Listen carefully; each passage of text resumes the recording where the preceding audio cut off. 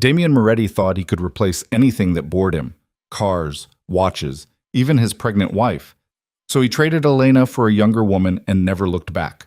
But when he saw her again months later, standing beside a billionaire whose wealth made his empire look like pocket change, wearing a dress that cost more than his cars, glowing with a confidence he'd never seen before, Damien realized he hadn't upgraded. He'd thrown away the only real thing he ever had. And she? She didn't even glance his way. Like this video, comment what city you're watching from so I can see how far this story travels. And stay until the end, because what happens next will leave you speechless. Damien Moretti didn't do regret. He did power. He did control. He did whatever the hell he wanted, whenever he wanted. And the world bent around him because that's what happened when you owned half of Manhattan's underground and had enough money to make problems disappear before breakfast. Tonight, he sat in the back corner of Aurelius, the kind of restaurant where they didn't print prices on the menu because if you had to ask, you didn't belong there. His fingers drummed against the white tablecloth, expensive watch catching the low amber light. Across from him sat Vivian Shaw, 23 years old, legs that went on for days, and a face that stopped traffic on Fifth Avenue. She was talking. He wasn't listening. And I told her that if she wanted to wear Valentino to the same event as me, she could at least have the decency to... Damien, are you even paying attention? He blinked, looked at her. She was beautiful, objectively, mathematically beautiful. High cheekbones, perfect skin, hair that probably cost $1,000 to maintain every month. Everything he'd wanted when he'd decided Elena wasn't enough anymore. Yeah, Mop, he said. Valentino. Got it. Vivian's eyes narrowed. You're thinking about her again. I'm not. You are. You get this look. What look? Like you're doing math in your head and the numbers aren't adding up. Damien reached for his whiskey. Glenfiddich, 50 years old, the kind of pour that costs more than most people's car payments. He took a slow sip, let the burn settle in his chest. Drop it, Viv. It's been 6 months, Damien. She's gone. You made your choice. He had. He absolutely had. Elena had been pregnant, emotional, complicated.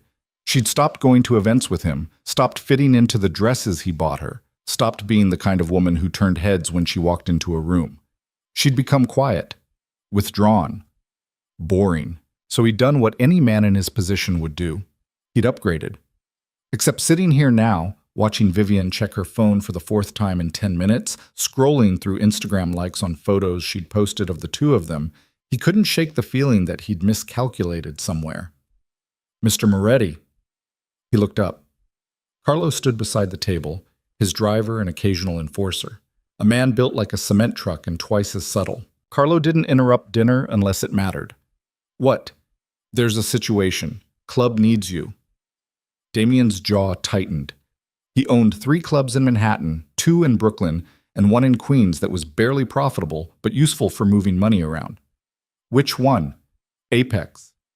His flagship, the one that mattered. What kind of situation? The kind you need to handle personally.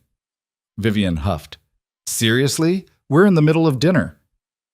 Damien was already standing, dropping his napkin on the table. Stay. Finish eating. Carlo will take you home after. I don't want Carlo to take me home. I want you to take me home. Not tonight. Damien! But he was already walking, Carlo falling into step beside him, the restaurant blurring past in a wash of low lighting and expensive cologne.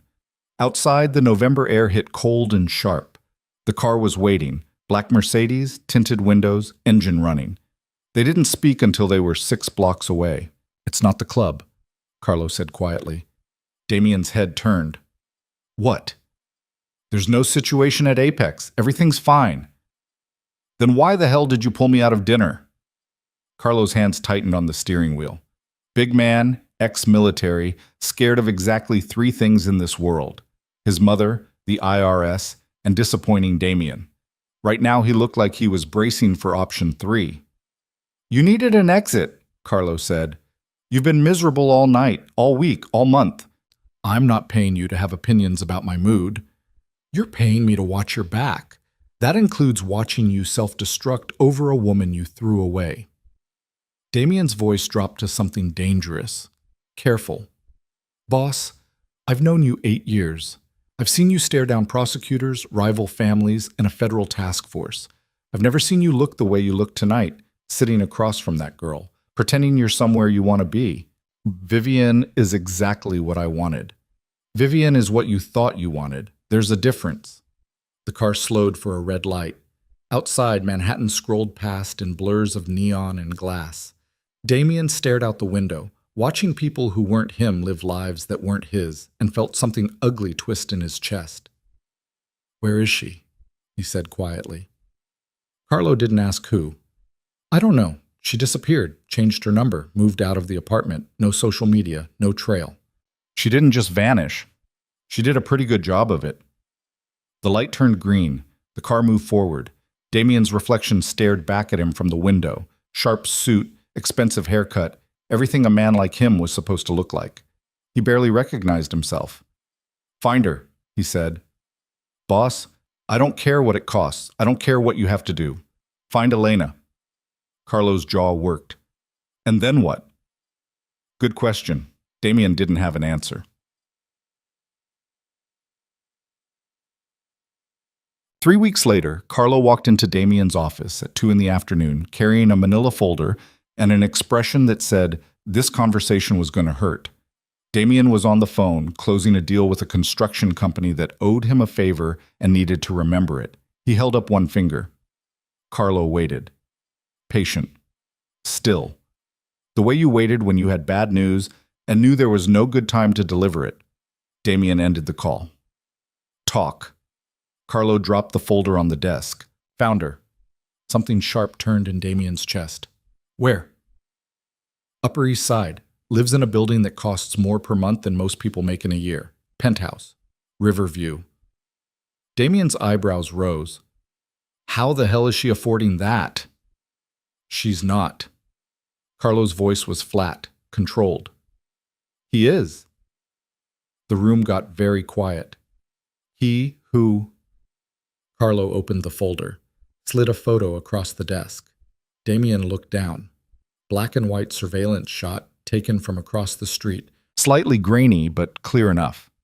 Elena standing on a sidewalk, wearing a coat that probably cost 5 figures, hair pulled back, profile sharp against the winter light. And beside her, hand resting lightly on her lower back, a man Damien didn't recognize. Tall, mid-40s, well-dressed in the way that screamed real money, not new money. The kind of man who didn't need to prove anything to anyone because his bank account did the talking. Who is he? Adrian Voss. The name landed like a kick to the ribs. Damien's head snapped up. The Adrian Voss? Unless there's another billionaire with that name walking around Manhattan. There wasn't. Adrian Voss was a ghost, a legend. A man so rich he made people like Damien look like they were playing with monopoly money, hedge funds, real estate, tech investments. The man owned pieces of companies most people didn't even know existed.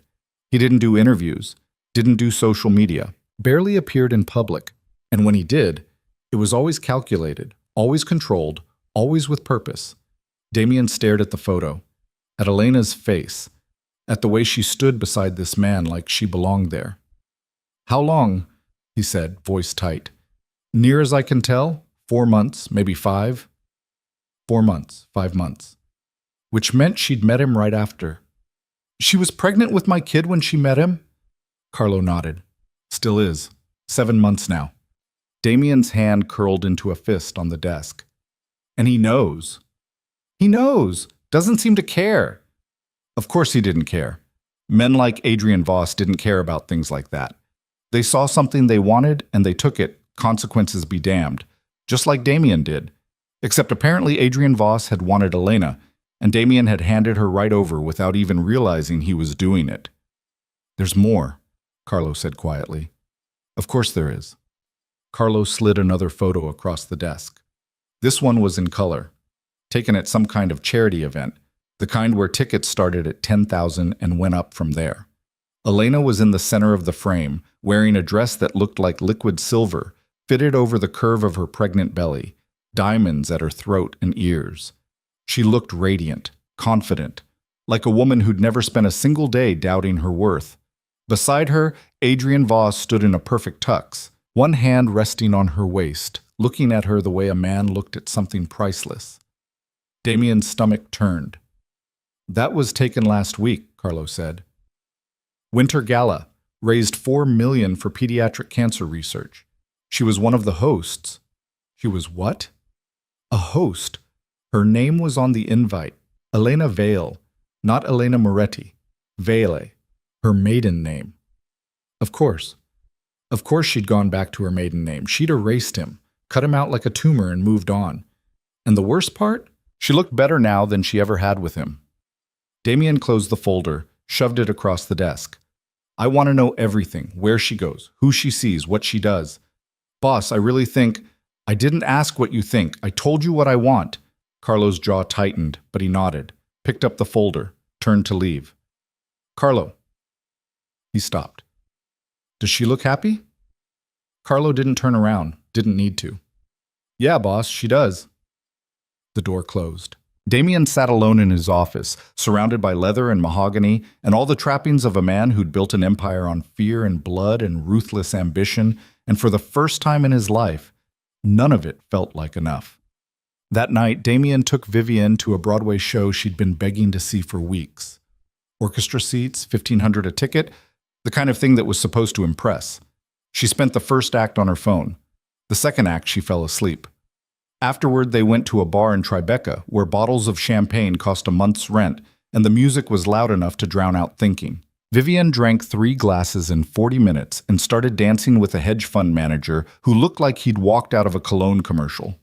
Damien watched from the booth, nursing a scotch he didn't want, and realized he didn't care. He didn't care that she was dancing with someone else, didn't care that she'd barely spoken to him all night, didn't care about any of it, because all he could think about was Elena in that silver dress, standing beside a man who looked at her like she was the only woman in the room, glowing with a confidence Damien had spent their entire marriage trying to dim because it made him feel small. His phone buzzed. Text from Carlo. She's at Cipriani. Private event. He's with her. Damien stood, dropped $200 on the table, walked out without saying goodbye. Vivienne didn't even notice. Cipriani was 12 blocks away. Damien walked it, needed the air, needed to move. The city rushed past in honks and headlights and the smell of roasted nuts from a corner vendor. November in Manhattan, cold enough to sting but not cold enough to snow, the kind of night that made everything feel sharp and immediate. He got to the restaurant and stopped across the street, standing in the shadow of a building, watching the entrance. Black cars pulled up. Valets in white gloves, women in furs and men in tuxes, old money and new money, and the kind of people who thought money was boring because they'd always had it. And then she stepped out of a car. Damien's breath caught. She wore black this time. Simple, elegant, fitted to her body in a way that somehow made her pregnancy look regal instead of awkward.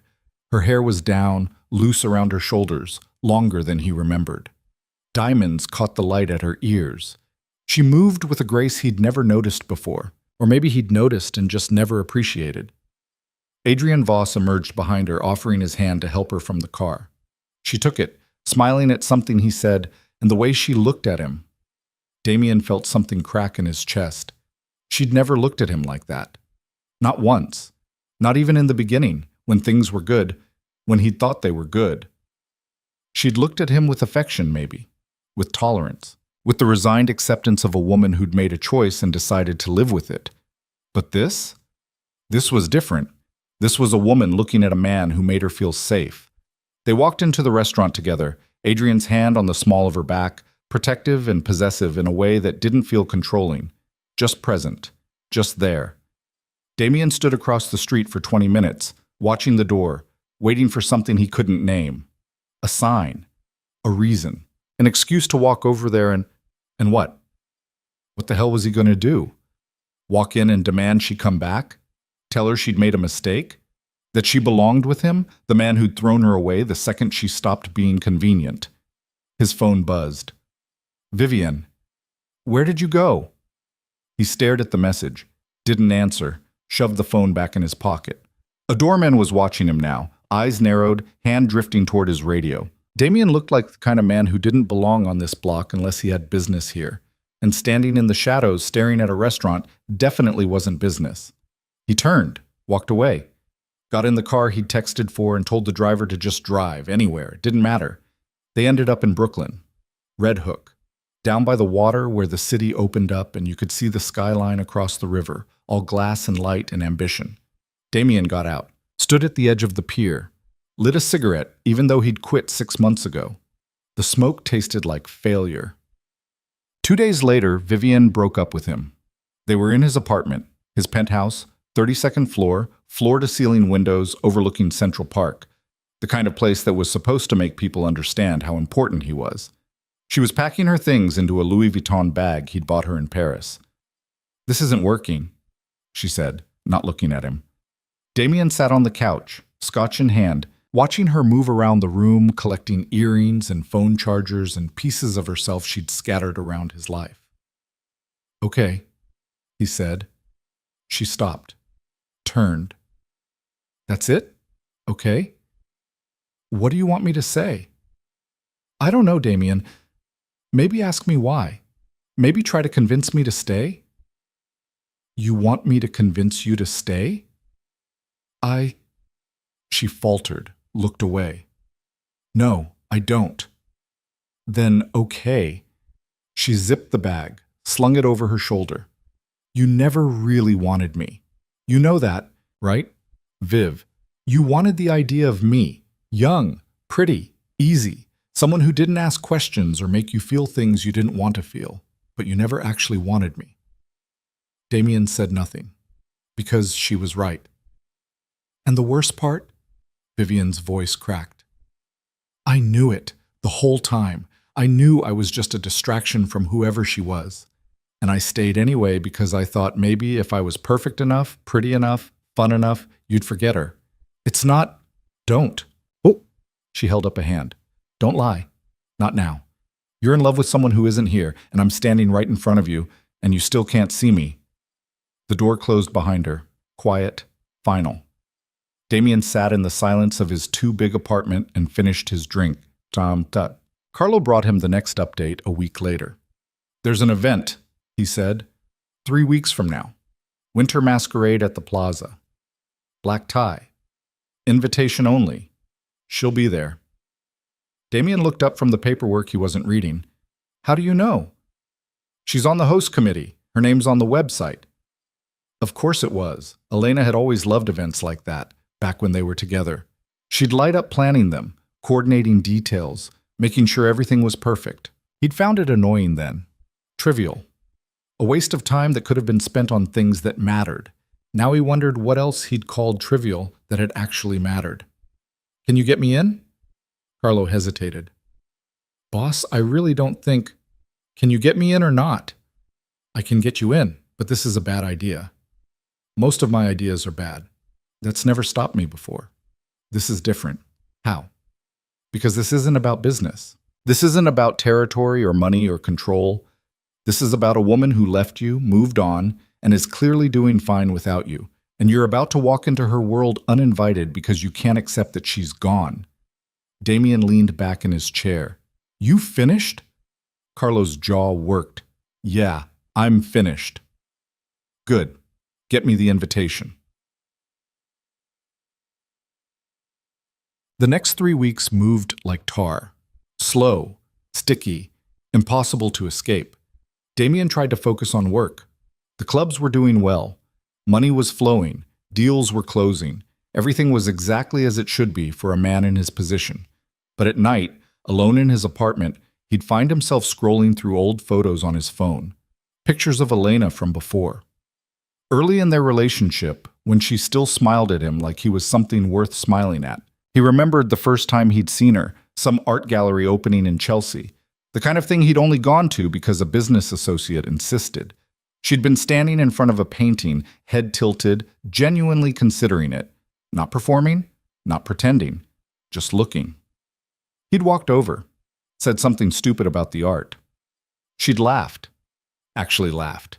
Not the polite titter women usually gave him when they recognized who he was. You have no idea what you're talking about, she'd said. Not even a little bit. Then why'd you come? Business. Ah, you're one of those. One of what? Men who only do things if there's something in it for them. He'd grinned.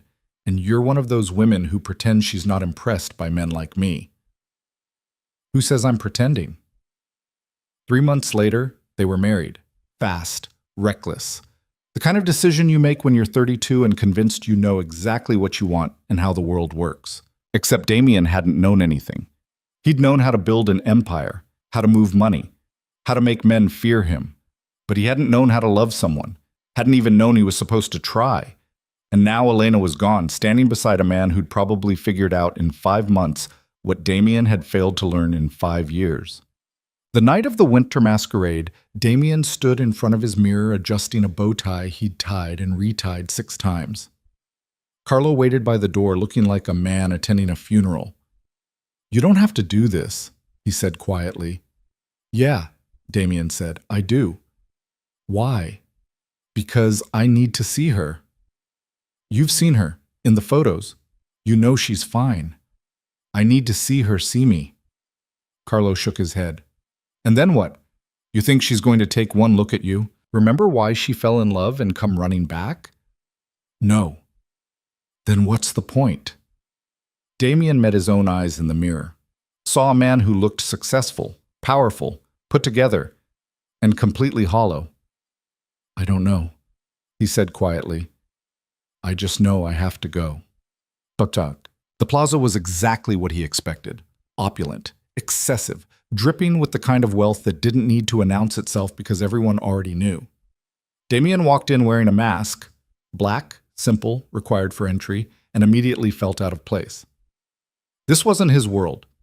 His world was clubs and back rooms and deals made over whiskey in places where everyone understood the currency was power. This was different. This was old money and charity galas, and people who gave away millions the way he gave away threats. He moved through the ballroom, scanning faces, looking for her. And then he saw him first. Adrian Voss stood near the bar, talking to someone Damien didn't recognize, wearing a tux that probably cost more than Damien's car, and carrying himself with the kind of casual confidence that came from never having to prove anything. He was taller than Damien had thought, more commanding in person. The kind of man who didn't need to raise his voice to make people listen. And then Elena appeared beside him. Damien's world stopped. She wore gold, a dress that caught every light in the room and threw it back brighter, fitted over her pregnant belly in a way that should have looked awkward but instead looked powerful. Her mask was delicate, ornate, and completely unnecessary because Damien would have known her silhouette in the dark from a mile away. She said something to Adrian. He laughed, leaned down to kiss her temple. She smiled. And Damien realized, standing there in a room full of people who'd never understand what it felt like to want something you'd thrown away, that he'd lost her. Not tonight, not when she'd met Adrian, but months ago, years ago maybe, in all the small moments when he'd chosen himself over her, when he'd made her feel small instead of safe, when he'd treated her like an accessory instead of a partner. He'd lost her the first time he'd made her feel like she wasn't enough. And no amount of money, power, or regret was going to bring her back. Damien didn't approach her. Couldn't. His feet stayed planted on the marble floor while his brain screamed at him to move, to do something, to not just stand here like some pathetic ghost haunting a party he didn't belong at. Elena turned slightly, laughing at something a woman in a red dress said, and for one terrible second, Damien thought she'd seen him. But her eyes passed right over where he stood. No recognition, no pause. Nothing. He was invisible. Just another masked figure in a room full of people who mattered more than he did. Adrian's hand moved to Elena's lower back again, that same protective gesture Damien had seen in the photos, and something hot and ugly twisted in his gut. He wanted to walk over there, wanted to grab Adrian Voss by his perfect lapels and tell him exactly who the hell he was touching, whose child she was carrying, who had the right to... Damien? He turned. A woman stood beside him, mid-50s, elegant, wearing diamonds that could probably fund a small country. It took him 3 seconds to place her. Margaret Ashford, old money. Her husband had owned half of the Upper East Side before he died and left it all to her. Mrs. Ashford? He forced his voice into something resembling normal. I thought that was you under the mask. What brings you to an event like this? Charity isn't usually your scene. It wasn't. Everyone here knew it. Damien Moretti showed up to galas when he needed to make connections or launder reputation, not because he gave a damn about whatever cause was being peddled. Supporting a good cause, he said, the lie smooth and practiced. Margaret's eyes, sharp, assessing, the kind that had watched Manhattan's elite for 40 years and missed nothing, flicked past him to where Elena stood. Ah, I see. You see what? Elena looks radiant, doesn't she? Pregnancy suits her, and Adrian is absolutely besotted. It's quite sweet, really. We were all so surprised when they appeared together, but now seeing them, well, they make sense. Some people just fit. Every word landed like a knife between his ribs. They've known each other long? Damien kept his voice carefully neutral. Only since summer, from what I understand. But you know how Adrian is. When he decides on something, he commits completely. No hesitation. I imagine that kind of certainty must be refreshing for her after... Margaret stopped, smiled. Well, after. After him. She meant after him, after Damien, after being married to a man who'd thrown her away the second she became inconvenient. They seem happy, Damien said, because he had to say something. They are. Elena's been an absolute treasure on the planning committee. Such vision, such grace. And the way Adrian looks at her, honestly, Damien, it's the kind of thing you read about in novels, the kind of love that makes you believe in it again. Love. The word sat wrong in his mouth. Damien didn't do love. He did possession, control, want. But love? That was for people who had time to feel things, and Damien had never had that kind of time.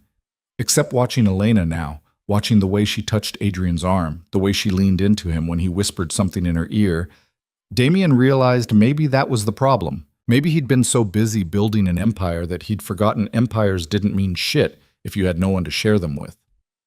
Excuse me, he said, already moving away before Margaret could respond. He needed air, needed space, needed to not be in this room watching the woman he'd thrown away look happier than she'd ever looked with him. The balcony was cold, December wind cutting through his tux like he wasn't wearing anything at all. The city spread out below, Manhattan glittering and indifferent. Somewhere down there, people were living normal lives. Jobs. Families. Problems that didn't include watching your ex-wife fall in love with someone better than you. You shouldn't be out here without a coat. Damien spun. Elena stood in the doorway, backlit by the ballroom's golden light, and for a moment he forgot how to breathe. She'd removed her mask. Her face was exactly as he remembered. Sharp cheekbones, dark eyes that missed nothing, mouth that used to smile at him before he'd given her reasons to stop. Except now there was something different. A confidence, a steel that hadn't been there before. Elena. Damien. She said his name like it was a fact, not a feeling. Neutral, distant. I saw you inside, thought I should say hello before you spent the whole night lurking. I wasn't lurking. You were standing in the corner watching me for 20 minutes. That's the definition of lurking. Fair point. She moved onto the balcony, careful in her heels, one hand resting on her belly in a gesture that was probably unconscious. 7 months pregnant, carrying his child, standing 5 feet away from him like they were strangers making small talk. You look good, Damien said, because it was true, and because he didn't know what else to say. Thank you. Really good. Happy. Something flickered across her face. Not anger, not sadness, just acknowledgement. I am happy. With him. With Adrian? Yes. And with myself, and with the life I'm building. She paused. The life I should have built a long time ago. The words hit harder than a fist. Elena, why are you here, Damien? I was invited. You bought your way in. Margaret told me someone made a last-minute $50,000 donation to get a seat at the table that has your fingerprints all over it. $50,000. Carlo had handled the details. Damien hadn't asked the price because the price didn't matter. I wanted to see you. Why? Good question. Great question. The kind of question that deserved an answer Damien didn't have. I don't know, he said honestly. I just needed to. Elena studied him, and he felt like a specimen under glass. Being examined, catalogued, found wanting. You look miserable, she said finally. Thanks. I don't mean it cruelly. I mean you look like a man who made a choice he regrets, and now he doesn't know how to live with it. And if I do regret it, then that's something you need to figure out on your own, because I can't help you with that. I did my time trying to be enough for you, Damien. I'm not doing it again. You were always enough. Her laugh was sharp, bitter. No, I wasn't. Or maybe I was, but you couldn't see it. You were too busy looking for whatever came next, younger, prettier, easier. And when I got pregnant, when I needed you to actually be present for 5 seconds, you decided I was the problem. That's not... You threw me away. Her voice cracked, just slightly, just enough to gut him. I was carrying your child, and you replaced me like I was a car you were bored of driving. Damien had no defense, because she was right. That's exactly what he'd done. I'm sorry, he said quietly. Are you? Or are you just sorry because you saw me with someone else and realized maybe you gave up something you shouldn't have? Both. Neither. He didn't know anymore. Does he treat you well? That's none of your business. You're carrying my kid. That makes it my business. Elena's eyes went hard. No. What makes it your business is if you decide to actually be a father, which, let's be honest, we both know isn't going to happen. You don't know that, don't I? When's the last time you asked about the baby, Damien? When's the last time you checked if I was okay? If the pregnancy was going well? If I needed anything? Never. The answer was never. Because Damien had been too busy feeling sorry for himself to consider that Elena might need something from him beyond leaving her alone. I didn't think you'd want to hear from me. But I didn't. I don't. But if you actually cared about this child, you would have tried anyway. You would have put aside your ego and your pride and your hurt feelings and done what a parent is supposed to do, which is show up. I'm here now. You're here for you, not for me, not for the baby. For you. Because you can't stand that I moved on, that I found someone who treats me the way you never did. How does he treat you? Like I matter. 3 words. That's all it took. 3 words, and Damien felt the ground disappear beneath him. You mattered to me. Did I? Because from where I stood, I was just another thing you owned, another asset in your portfolio.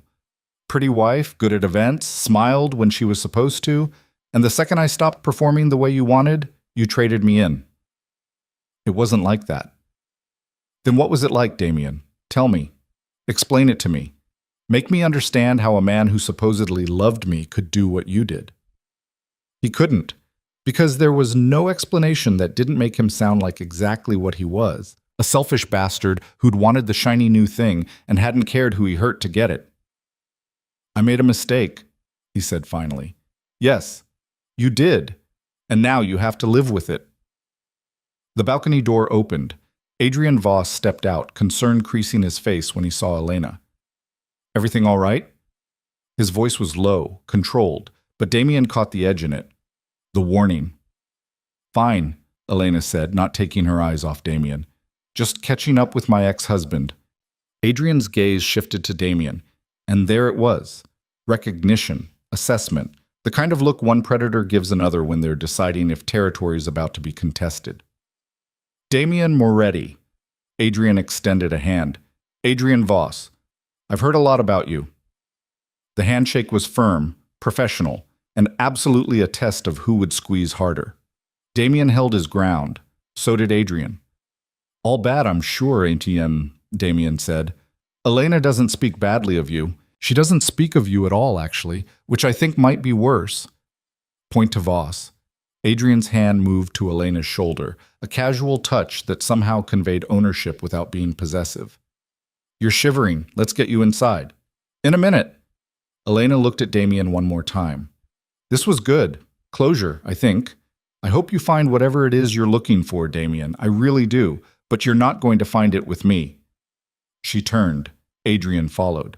The door closed behind them, and Damien was alone again with the cold in the city and the crushing weight of his own stupidity. He stayed out there for another 10 minutes, maybe 15, watching through the glass as Elena and Adrian moved through the ballroom, watching other people gravitate toward them, watching Elena laugh, touch Adrian's arm, glow with a happiness Damien had never been able to give her. When he finally went back inside, he lasted another 20 minutes before leaving through a side exit, getting in the car Carlo had waiting, and riding back to his empty penthouse in silence. Carlo didn't ask how it went. Didn't need to. Damien's face probably said it all. The apartment felt cavernous, 4,200 square feet of premium Manhattan real estate, and every inch of it screamed that no one actually lived here. Lived. Past tense. Damien existed here, slept here, kept his clothes here. But lived? No. He poured himself a drink. Then another. By the third, he was standing at the window watching the park, watching the lights, watching the city refuse to care about his problems. His phone buzzed, text from a number he didn't recognize. "This is Adrian Voss. We should talk. Tomorrow. 2 p.m. My office, address below." Damien stared at the message. Considered ignoring it. Considered telling Adrian Voss to go to hell. Considered a lot of things. Then he typed back, "Fine." He didn't sleep that night. Just lay in bed staring at the ceiling, running through conversations that hadn't happened yet, arguments he'd already lost, apologies that wouldn't matter. By morning, he looked like hell. Carlo took one look at him and made coffee without being asked. "You're meeting with Voss today," Carlo said. Statement, not question. "How'd you know?" "Because you look like you're preparing for war, and the only person who'd make you look like that right now is him." "He wants to talk." "About what?" "Didn't say." Carlo set the coffee down. "You want backup? To a business meeting? Is that what this is?" No, they both knew it wasn't. "I'll handle it," Damien said. Adrian Voss's office was in Midtown's 63rd floor of a building that wore its wealth quietly. No gold fixtures, no marble lobby, just clean lines, expensive art, and the kind of understated elegance that only came with real money. The receptionist was expecting him. Led him down a hallway lined with photographs. Adrian with presidents, with CEOs, with people whose names shaped policy and moved markets. Damien recognized most of them, had done business with some, but seeing them all here, cataloged like trophies, drove home exactly how far out of his league he was. Adrian's office faced north, windows offering a view of Central Park that probably cost more than Damien made in a year. The man himself stood behind a desk that looked like it had been carved from a single piece of walnut, reading something on a tablet. He looked up when Damien entered. "Thanks for coming." "You summoned. I showed up." "I requested. There's a difference."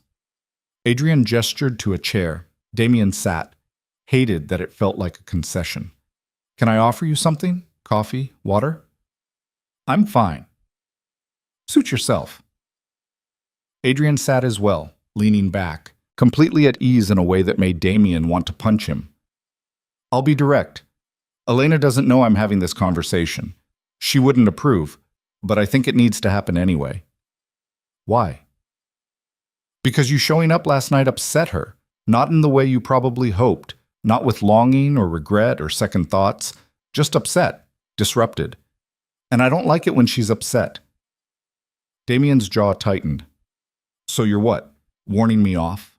"I'm asking you to consider what you actually want here, because from where I'm sitting, it looks like you want absolution.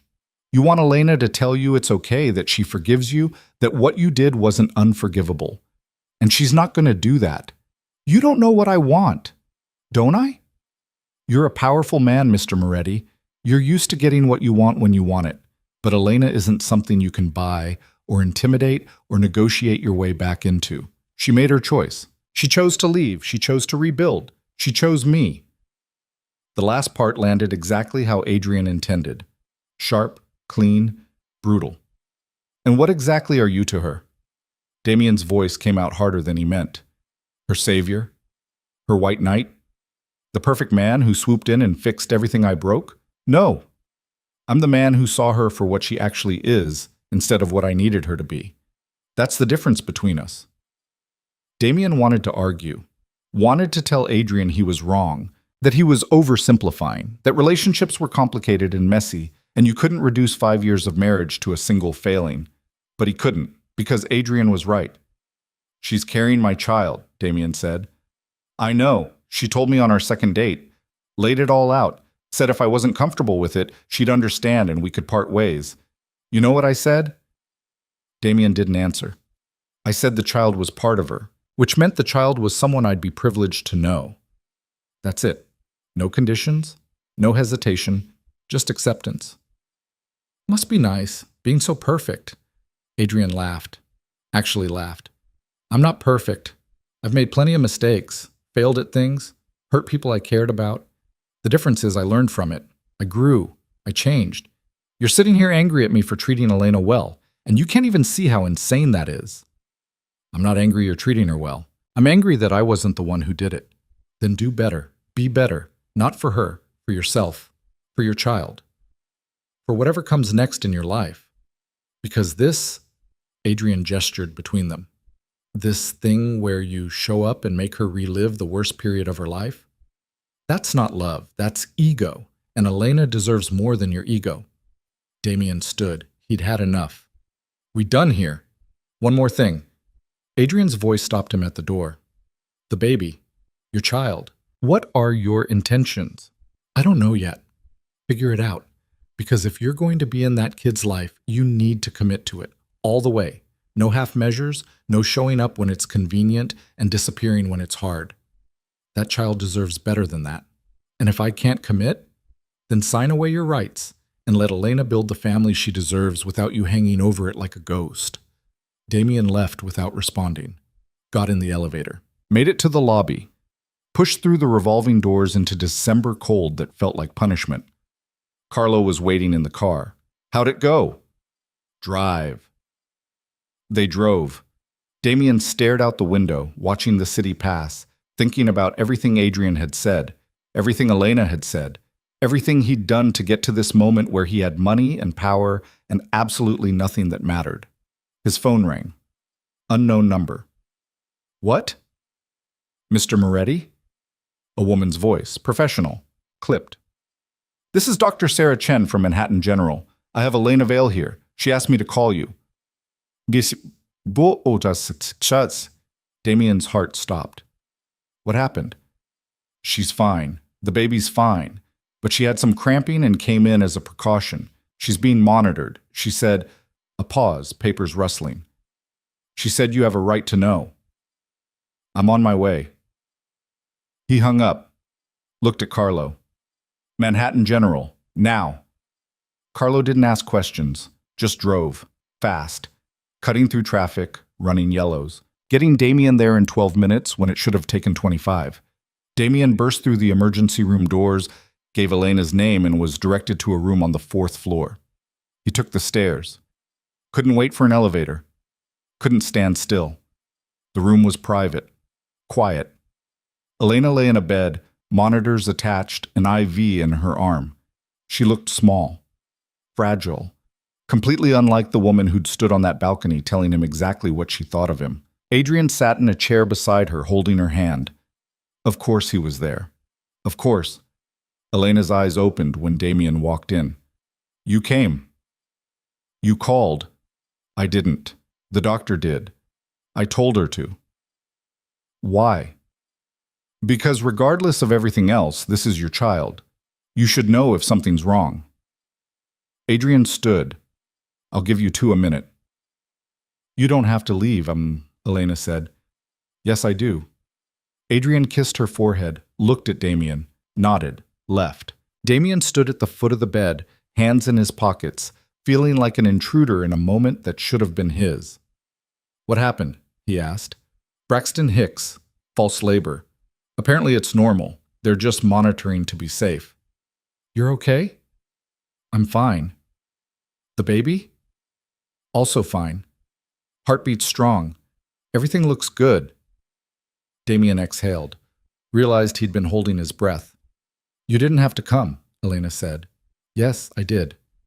She studied him. "This doesn't change anything. You know that, right? You showing up here doesn't erase what happened. I know. And I'm still with Adrian. I'm still building a life that doesn't include you. I know that too. Then why are you here?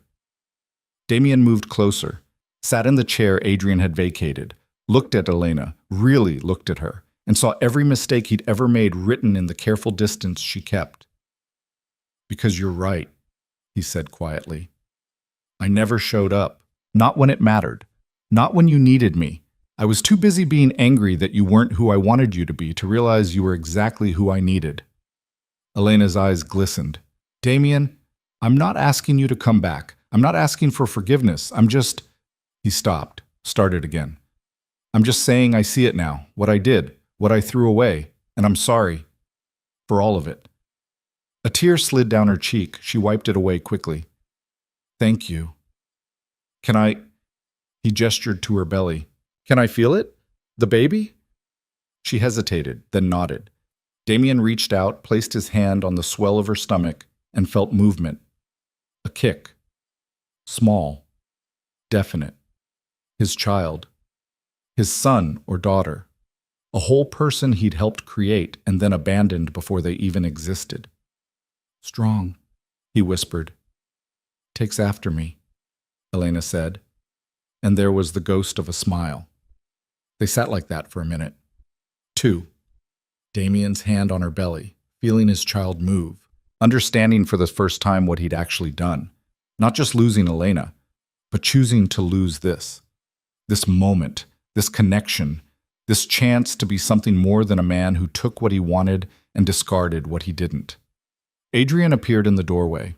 Damien pulled his hand back. They're discharging her, Adrian said. Everything checks out. Damien stood. Good, that's good. He moved toward the door, stopped, looked back. Elena? Yeah? When the baby comes, if you want me there, if you think I should be, I'll be there. However you want me there, or not at all. Whatever you decide. But I want you to know the option's there. Elena nodded slowly. I'll think about it. It wasn't much, but it was more than he deserved. Damien left, found Carlo in the waiting room. They drove back to the penthouse in silence. That night, Damien sat in his office, pulled out a sheet of paper, and started making a list. All the things he'd done wrong, all the ways he'd failed, all the moments he could have chosen differently. The list took 3 pages. When he was done, he stared at it. Wondered if you could change. If a man like him, built on ego and control and the absolute certainty that he knew best, could actually become something else. He didn't have an answer. But for the first time in his life, Damien Moretti was willing to try. The list stayed on Damien's desk for 3 days. He'd look at it between meetings, between phone calls, between the 100 small decisions that made up running an empire built on fear and money. 3 pages of failures. 3 pages of proof that he'd been exactly the kind of man he'd always sworn he'd never become. On the 4th day, he called his lawyer. I need you to draw up papers, Damien said, staring out his office window at a city that didn't care about his problems. What kind of papers? Marcus Webb had been Damien's attorney for 6 years, handled everything from business contracts to the occasional police problem that needed to disappear. He knew better than to ask questions, but he asked anyway. Custody, visitation, child support, whatever the hell you call it when you want to do right by a kid you haven't even met yet. Silence on the other end, then, you're serious? Do I sound like I'm joking? No, but you sound like a man who's making decisions at 3 a.m. after too much scotch. It was 2 p.m. and Damien hadn't touched a drink in 4 days, but he didn't bother correcting Marcus. Just draw up the papers. Fair terms. More than fair. Whatever Elena wants. Does Elena know you're doing this? Not yet. Damien, draw up the papers, Marcus. I'll handle the rest.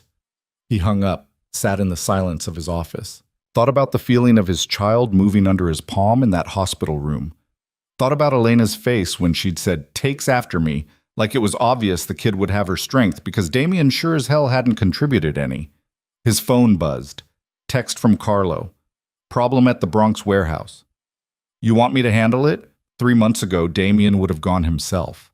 Would have walked in, made an example of whoever was stealing or skimming or generally being stupid, and walked out with everyone understanding exactly who ran things. Now he just texted back, "Handle it." He had other things to think about. That night, Damien did something he hadn't done in years. He went to a bookstore. Not the kind where business executives bought airport thrillers. An actual bookstore. The kind with wooden shelves and the smell of paper and a section in the back labeled Parenting. He stood in that section for 20 minutes, staring at titles like What to Expect When You're Expecting and The New Father's Playbook and Pregnancy for Dads, feeling completely out of his depth. A woman in her 30s, visibly pregnant, reached past him for a book on breastfeeding. "First kid?" she asked, smiling. "Yeah." "Congratulations, it's terrifying." "That obvious?" You've been staring at the same shelf for 15 minutes without picking up a single book. Either it's your first or you're planning to steal something. Despite everything, Damien laughed. "Any recommendations?" She pulled down a book. Blue cover, simple title, Fatherhood, the Truth. "This one doesn't sugarcoat it. Tells you straight what you're getting into. I bought it for my husband. He said it was the only one that didn't make him feel like an idiot." Damien took it. "Thanks." "Good luck," she said, and something in her voice made it sound like she meant it. He bought 3 books. Read the first one that night, cover to cover, sitting in his apartment with coffee going cold beside him. Learned things he should have already known.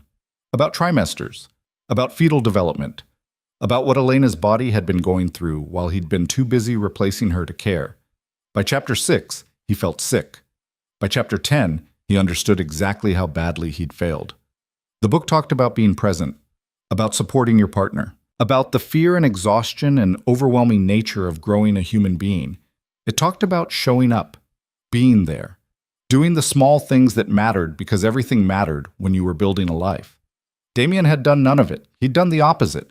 He'd taken a woman who was vulnerable and scared and going through something massive, and he'd made it about himself, about his needs, about his image, about the fact that she wasn't fun anymore. The book dropped from his hands. He sat there in the dark, expensive apartment that suddenly felt like a prison and understood that Adrian had been too kind. Damien wasn't just selfish. He was cruel.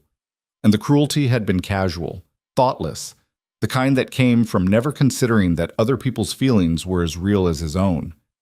His phone rang. Unknown number. He almost didn't answer. "Yeah." "Mr. Moretti? This is Patricia Herrera. I'm an event coordinator working with Elena Vale." Damien sat up straighter. "Is she okay?" "She's fine. She asked me to call you. She's hosting a small gathering this Saturday. Baby shower. Very intimate. Just close friends and family. She wanted to know if you'd like to attend." The question landed like a punch. Elena was inviting him to her baby shower. His baby shower. Their baby shower. After everything. Yes. Yeah, I'll be there." "Wonderful. I'll email you the details. It's at Mr. Voss's residence. 2:00, casual dress." She hung up. Damien stared at his phone, trying to process what had just happened. Elena had invited him. Not because she had to. Not because there was legal obligation or social pressure. She'd chosen to include him in this moment, this celebration, this piece of joy that by all rights he'd forfeited when he'd walked away. He didn't deserve it. He knew that. But he was going anyway. Saturday arrived cold and bright, one of those December days where the sky was so blue it hurt to look at. Damien stood outside Adrian Voss's building, because of course Adrian owned the whole building, not just an apartment in it, and tried to convince himself to go inside. Carlo had offered to come. Damien had said no. This wasn't the kind of thing you brought muscle to. The doorman recognized him. "Mr. Moretti, Ms. Vale is expecting you. Penthouse. Elevators on the left." The elevator was the kind that required a key. The kind where you didn't press a floor. You just went to the one floor you had access to. It opened directly into Adrian's apartment, and Damien stepped out into a space that made his own place look like a shoebox.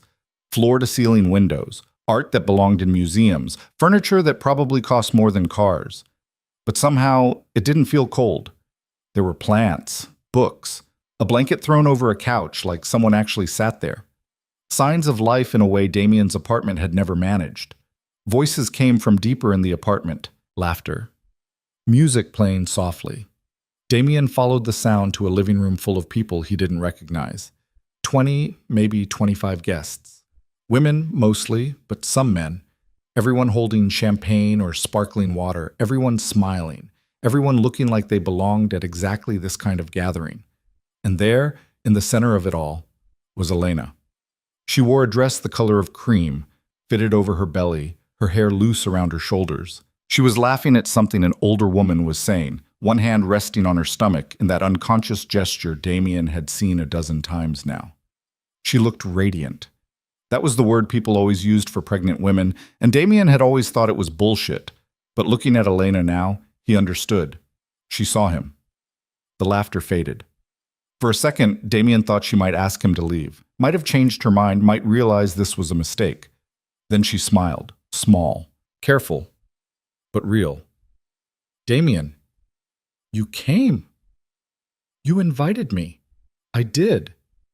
She crossed to him, moving carefully in heels that were probably a bad idea at 7.5 months pregnant. I'm glad you're here. The words felt impossible. You are? Yes. This is your child too. You should be part of this. Adrian appeared at her elbow, carrying 2 glasses of sparkling water. He handed one to Elena, acknowledged Damien with a nod that wasn't quite friendly but wasn't hostile either. Just neutral, watchful. Moretti. Voss. Can I get you something to drink? I'm fine. An awkward silence settled. Elena looked between them, clearly trying to figure out how to navigate this situation she'd created.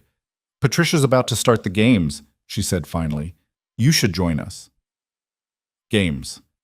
Damien had never been to a baby shower, had no idea what games meant in this context. But he followed Elena into the dining room where chairs were set up in a circle and people were settling in with the kind of enthusiasm that suggested they actually enjoyed whatever was about to happen. He ended up between a woman named Claire, who did something in finance, and a man named Michael, who turned out to be Adrian's brother. Michael shook Damien's hand with a grip that was firm without being aggressive. So you're the ex, Michael said quietly. That obvious? Elena mentioned you might come, said it was complicated. That's one word for it. For what it's worth, I think it's good you're here. Kids need their fathers, even the complicated ones. Damien didn't know what to say to that, so he just nodded. The games turned out to be a series of activities that ranged from mildly embarrassing to completely ridiculous. Guessing baby food flavors while blindfolded. A contest to see who could change a diaper the fastest on a doll that was disturbingly realistic. Trivia about pregnancy and child development that Damien failed spectacularly, but he tried. He participated. He laughed when he got things wrong, accepted teasing from people who didn't know him, and slowly, gradually, started to feel less like an intruder and more like someone who had a right to be there. Elena watched him. He caught her looking a few times, expression unreadable, and wondered what she was thinking, if she regretted inviting him, if she was surprised he'd shown up. If she was remembering all the times he hadn't shown up when it mattered. Halfway through the party, she stood and raised her glass. I want to thank everyone for coming, for celebrating this baby with me, for being part of this journey. She paused. Her eyes found Adrian. Especially Adrian, who took on something he didn't have to and has been more supportive than I ever imagined was possible. Adrian smiled, stood, crossed to her, kissed her temple. The room made appreciative noises. Then Elena's eyes found Damien. And thank you to Damien for coming today, for being willing to be part of this child's life. It takes courage to show up after... She stopped. Started again. It takes courage to show up, so thank you.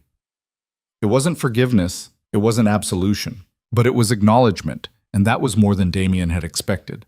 After the toast, people broke into smaller groups.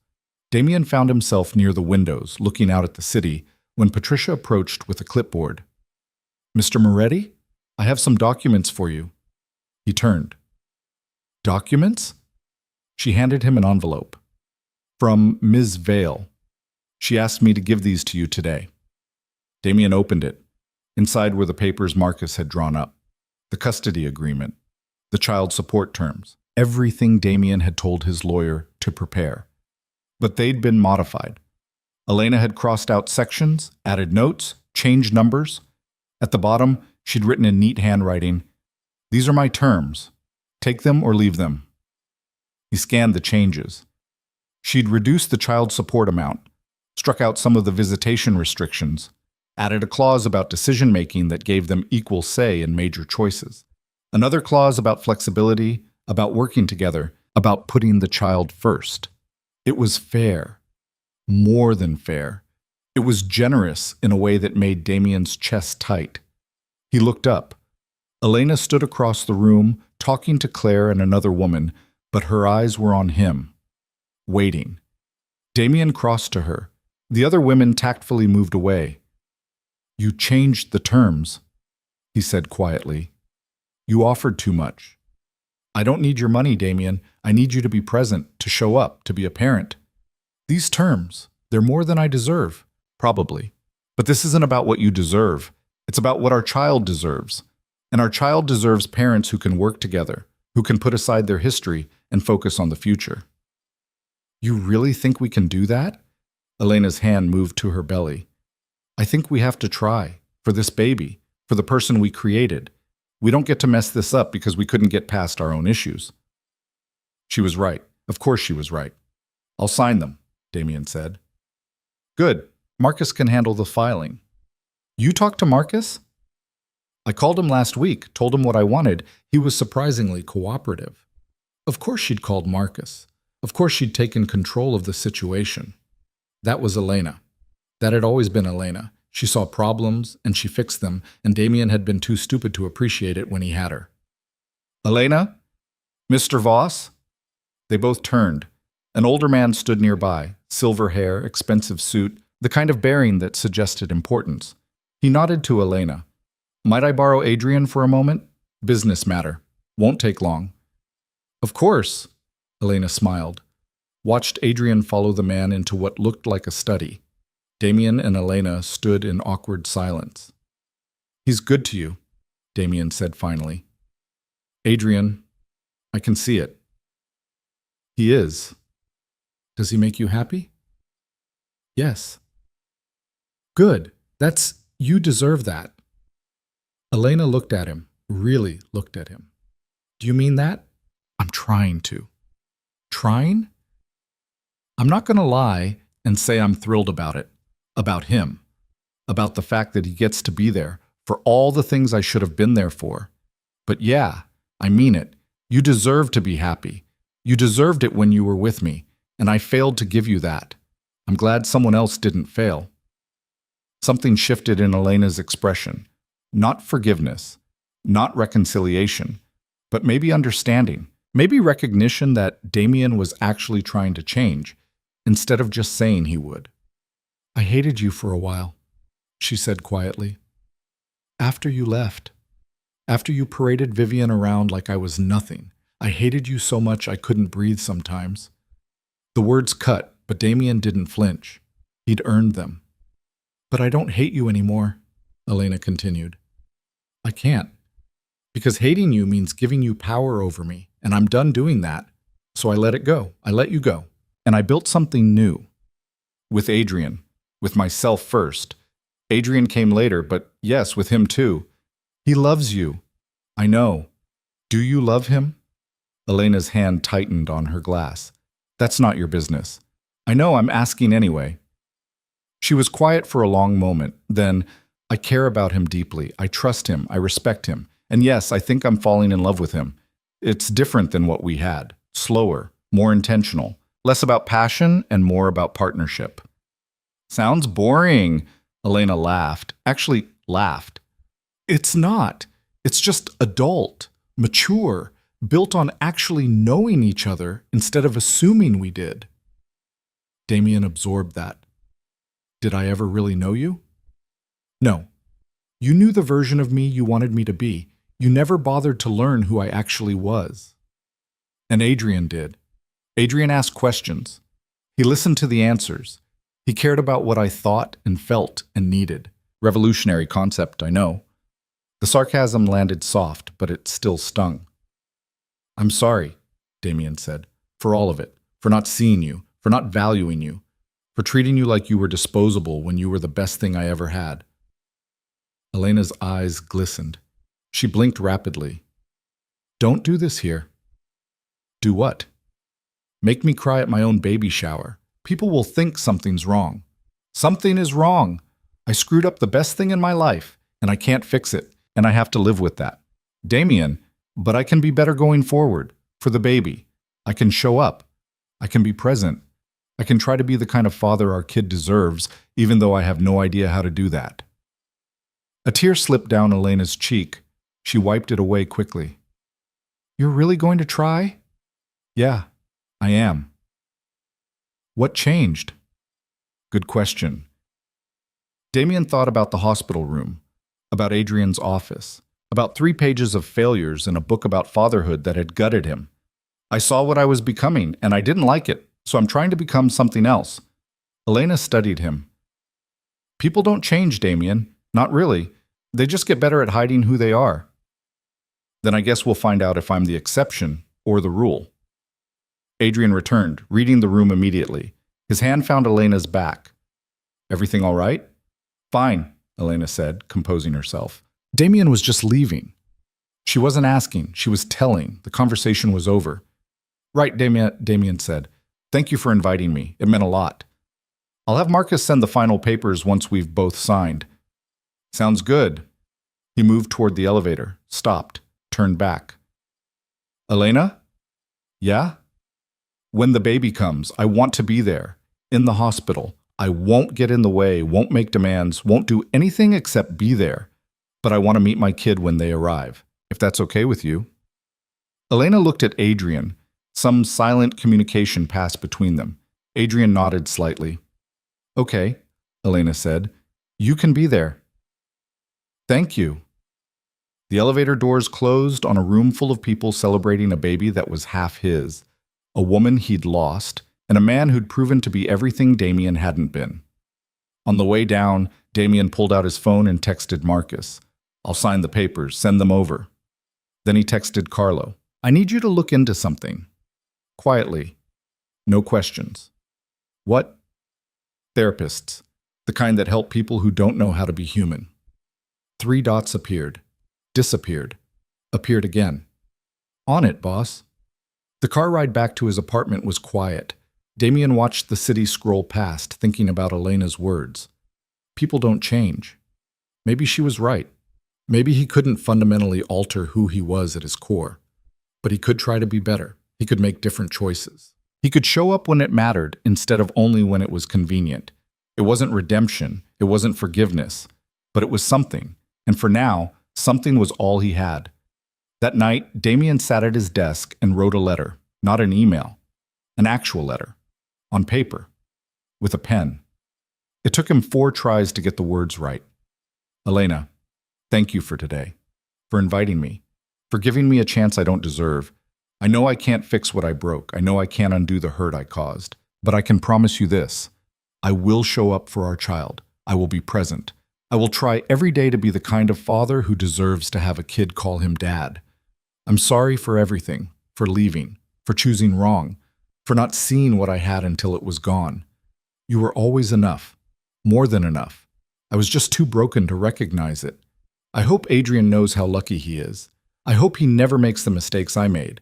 I hope he gives you the life you deserve. Take care of yourself and the baby. I'll see you when the baby comes. Damien. He sealed it in an envelope. Addressed it. Didn't send it. Instead, he put it in a drawer. Maybe someday he'd give it to her. Maybe someday he'd burn it. Maybe it didn't matter. What mattered was he'd written it. He'd acknowledged what he'd done. He'd taken responsibility. It was a start. 2 weeks later, on a Tuesday morning while Damien was in a meeting with 3 distributors who owed him money, his phone rang. Elena's number. He answered immediately, ignoring the confused looks from the men across the table. Elena? It's happening. Her voice was tight, controlled, but he could hear the fear underneath. I'm at Manhattan General. Labor started 2 hours ago. If you're coming, come now. I'm on my way. He hung up, stood, looked at the 3 men who were very carefully not reacting to the fact that Damien Moretti had just abandoned a negotiation mid-sentence. Carlo will finish this, Damien said, already moving. He was out the door before anyone could respond. The drive to the hospital was the longest 20 minutes of his life. Traffic was murder. Every light was red. Every pedestrian walked too slow. By the time Carlo pulled up to the emergency entrance, Damien was ready to jump out of a moving car. He ran inside, gave Elena's name, was directed to the maternity ward, 3rd floor, room 312. When he got there, Adrian was in the hallway, pacing. "How is she?" Damien asked, slightly out of breath. "Good. She's good. It's progressing fast. Doctor said maybe another hour." "And you're out here because?" She asked for a minute, said she needed to focus. Adrian ran a hand through his hair. For the first time since Damien had met him, Adrian Voss looked rattled. "I've never felt more useless in my life." Despite everything, Damien almost smiled. "Welcome to fatherhood." "I'm not—" Adrian stopped. "I'm not the father. You're the one who's been there. That makes you the father in every way that counts." Adrian looked at him. "That might be the most generous thing you've ever said to me." "Don't get used to it." A nurse appeared. "Mr. Moretti, Miss Vale is asking for you." Damien's heart stopped. "Me?"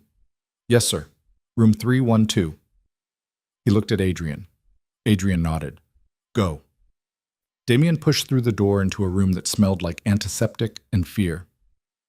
Elena was in a hospital bed, monitors beeping, 4 attached, face flushed and sweaty. She looked exhausted. She looked beautiful. "You came," she said.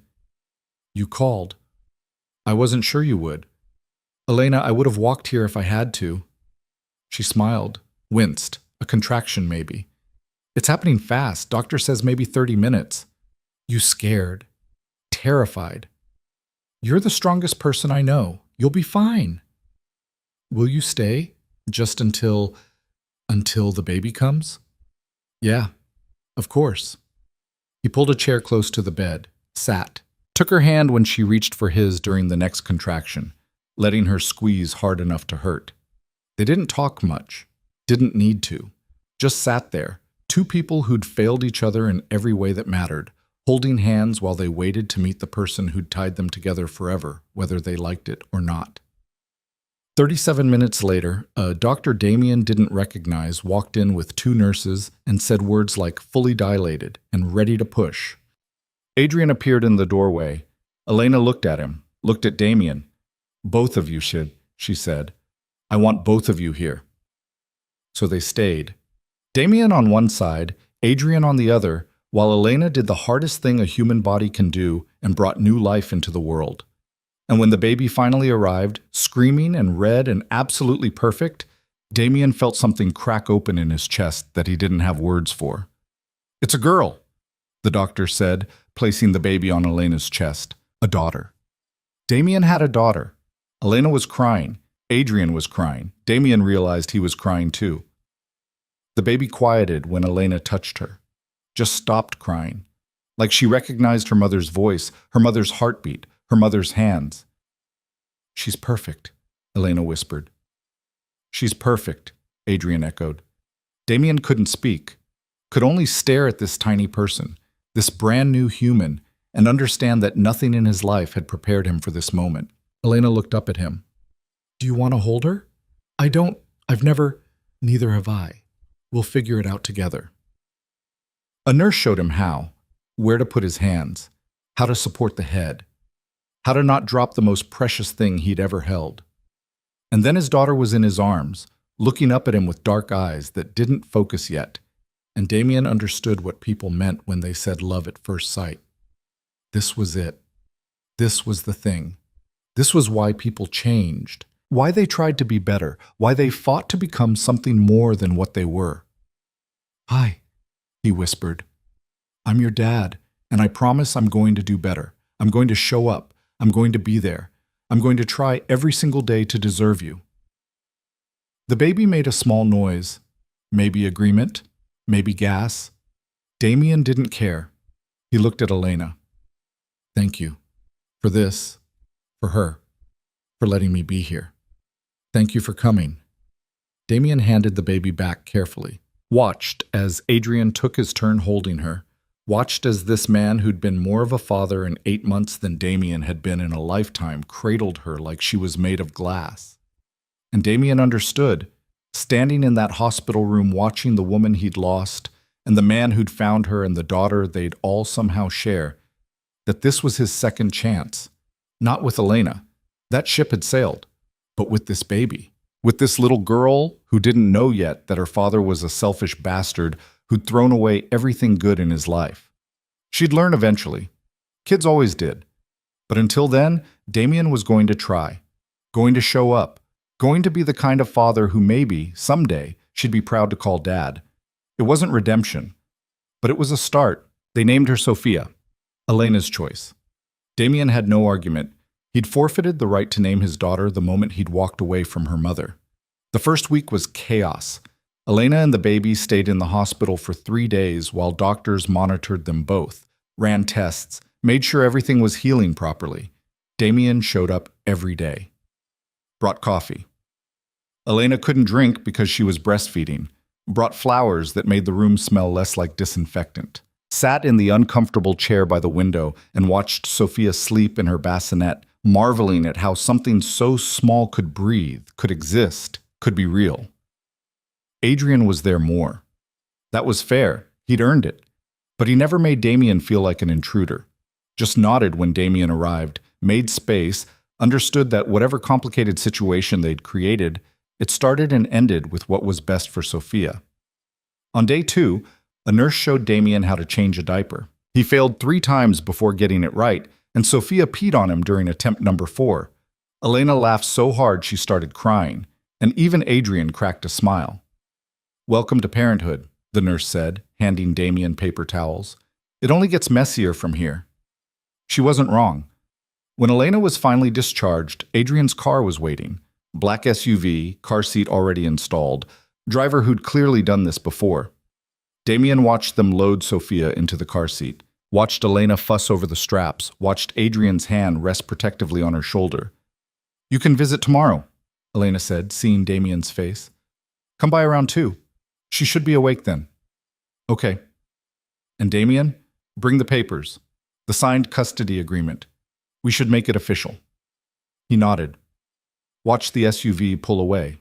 Stood on the sidewalk in the January cold feeling like he'd just lost something he'd never really had. Carlo picked him up 10 minutes later. "How's the baby?" Carlo asked. "Perfect. Terrifying. I have no idea what I'm doing." "Nobody does. That's the point." "You got kids?" 3. 2 boys and a girl, ages 12, 9, and 6. Damien stared. "I've known you 8 years. You never mentioned you had kids. You never asked." Fair point. Damien never asked about anyone's personal life, didn't care, didn't want to know. People were tools, assets, means to ends. You didn't ask tools about their families. "Are you good at it?" Damien asked. "Being a father?" Carlo was quiet for a long moment. "Some days. Other days I screw up. Lose my temper, work too much, miss things I shouldn't miss. But I show up. I try. That's all you can do. And if trying isn't enough, then you try harder." That night, Damien sat in his apartment with the custody papers spread across his desk. Marcus had sent them over that afternoon, flagged everywhere Damien needed to sign. Elena had already signed her sections. Her handwriting was neat, precise, completely controlled. He read through the terms again. Joint legal custody, primary physical custody to Elena, which made sense since Damien had no idea how to care for an infant. Visitation schedule that started with supervised visits and gradually increased as Sophia got older. Child support set at a reasonable amount that was probably a tenth of what Damien could afford, but apparently all Elena would accept. A clause about major decisions requiring mutual agreement. Another about neither parent speaking negatively about the other in Sophia's presence. Another about flexibility, understanding that plans would change, that rigidity helped no one. It was fair. More than fair. It gave Damien a chance to be a father while acknowledging he hadn't earned the right to equal footing. He signed every page, initialed every change, put the papers in an envelope to bring to Elena tomorrow. Then he pulled out his phone and called the number Carlo had sent him 3 weeks ago. Dr. Rebecca Santos. Therapist. specialized in high-functioning individuals with control issues, which was apparently a nice way of saying she dealt with assholes who ran criminal empires and needed to learn basic human emotions. The phone rang 4 times. Damien almost hung up. Dr. Santos. Hi. Yeah, I was given your number. I think I need help. What kind of help? The kind where I learn how to be a decent person. Father, human being, whatever. I see. Can you tell me a bit about what's prompting this? I have a daughter, born 3 days ago, and I realized I have no idea how to be what she needs, what anyone needs. I'm good at making money and hurting people who cross me, and that's pretty much it. That's very honest. Yeah, well, honesty's about all I've got right now. I have an opening Thursday at 4. Does that work? Yeah, I'll be there. He hung up, stared at his phone, wondered if this was what rock bottom felt like, or if there were deeper levels he hadn't discovered yet. The next day, Damien showed up at Adrian's building at exactly 2 o'clock, carrying the signed papers and a stuffed elephant he'd bought at a toy store in Soho. The woman at the store had assured him it was age appropriate. Damien had no idea what that meant, but trusted her anyway. The doorman waved him through. The elevator required a code this time. Adrian had texted it that morning, along with a message that just said, "Second bedroom on the left, knock first." Damien knocked, heard Elena's voice say, "Come in." The room was smaller than he'd expected. Soft lighting, cream-colored walls, a crib in the corner, a changing table, a rocking chair by the window. Elena sat in the chair, Sophia in her arms, nursing. "Sorry," Damien said, immediately looking away. "I can come back." "Don't be ridiculous. Sit down. She's almost done." He sat on the small couch against the wall, still not looking directly at them, feeling awkward in a way he hadn't felt since he was 16. "It's just feeding, Damien. You're going to have to get used to it. I know, I just didn't want to intrude. You're her father. You can't intrude." Sophia made a small sound. Elena shifted her, burped her with practiced efficiency, then adjusted her clothes and stood. "You want to hold her?"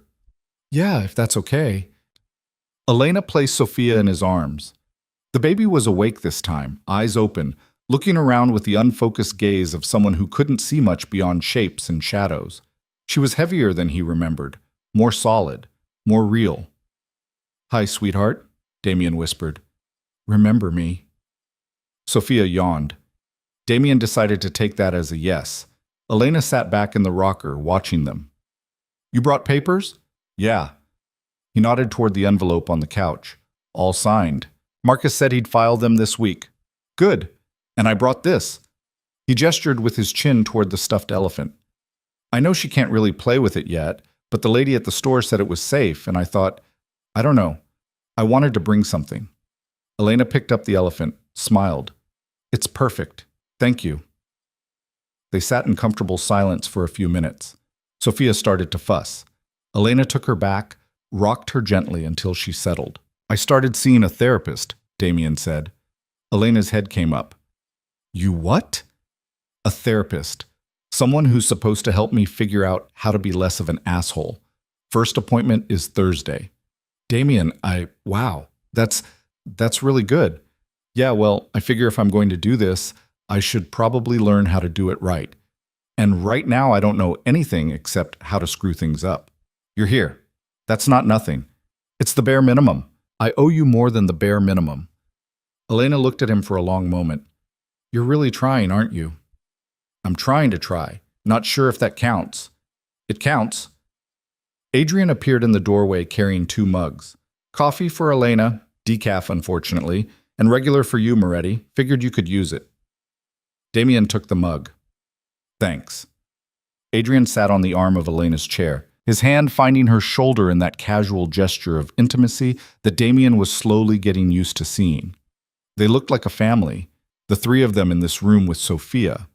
It hurt less than Damien expected, maybe because it felt right in a way his and Elena's marriage never had. "We should talk about the visitation schedule," Adrian said. "What works for you?" "Whatever works for you guys. I'm flexible. You run a business empire. You're not that flexible." Damien almost smiled. I'm making it flexible. Carlo can handle most of the day-to-day stuff. I'm stepping back. Elena's eyebrows rose. You're stepping back from work? Not entirely, but I'm delegating more, focusing on what matters. Turns out most of the stuff I thought was critical really isn't. What prompted that? This. Damien looked at Sophia. She did.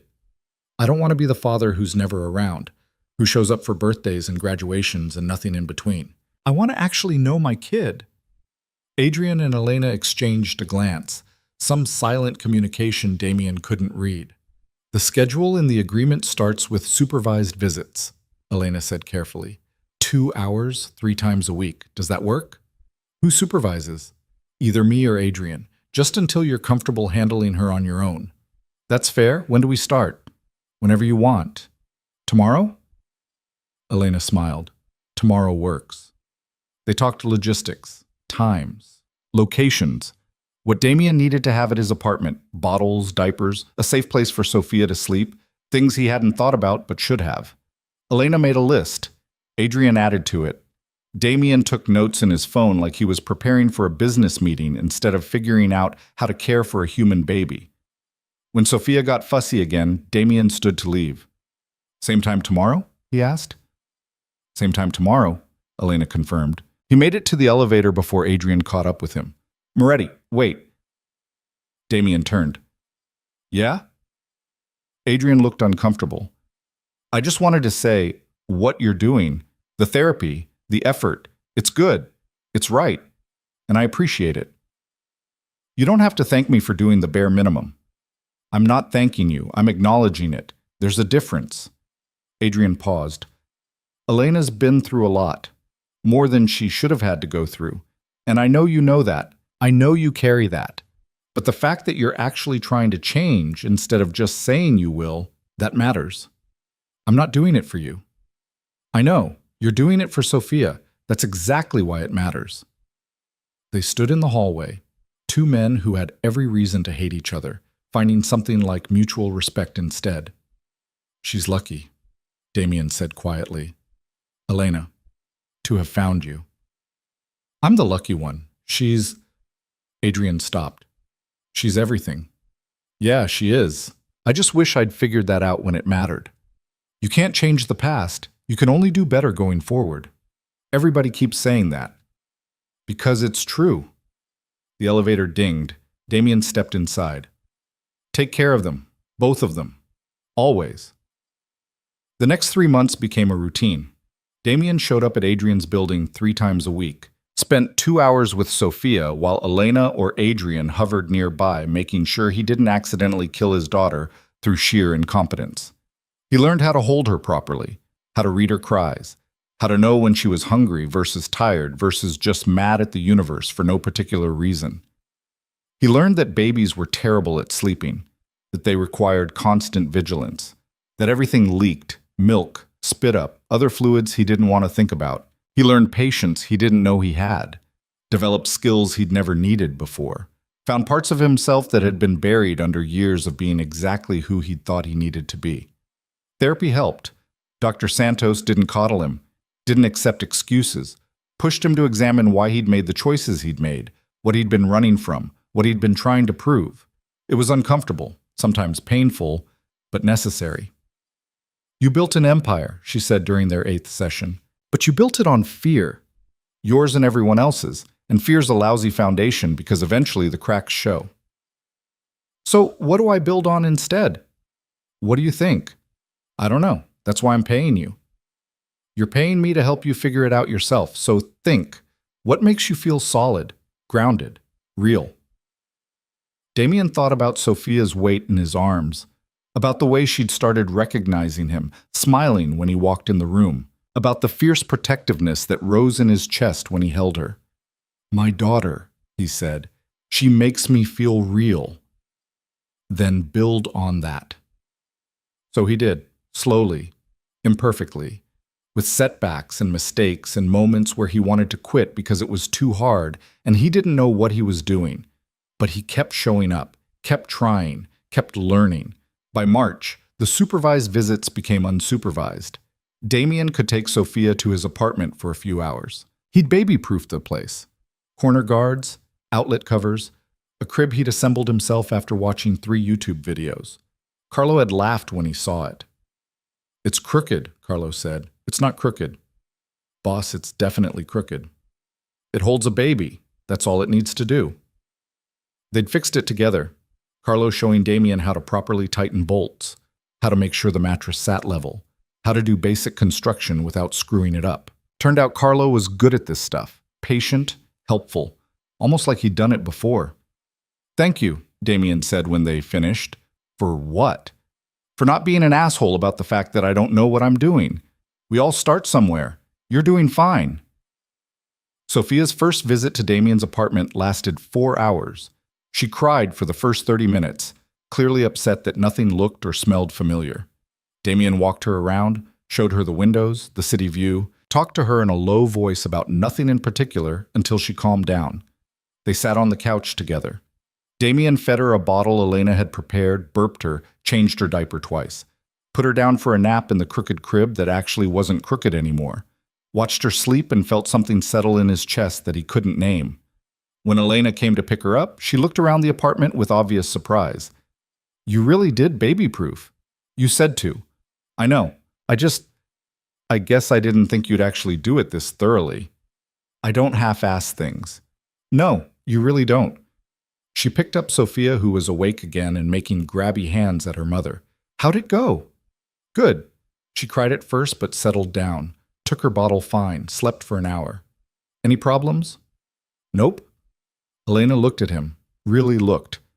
"You're getting good at this." "I'm getting better, still got a long way to go." "We all do." She left.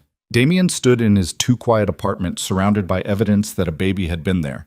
Bottles in the sink, burp cloth on the couch, tiny socks that had somehow ended up under the coffee table, and realized he felt more at home in this mess than he'd ever felt in the pristine emptiness before. April brought Sophia's 4-month checkup. Elena asked if Damien wanted to come. He did.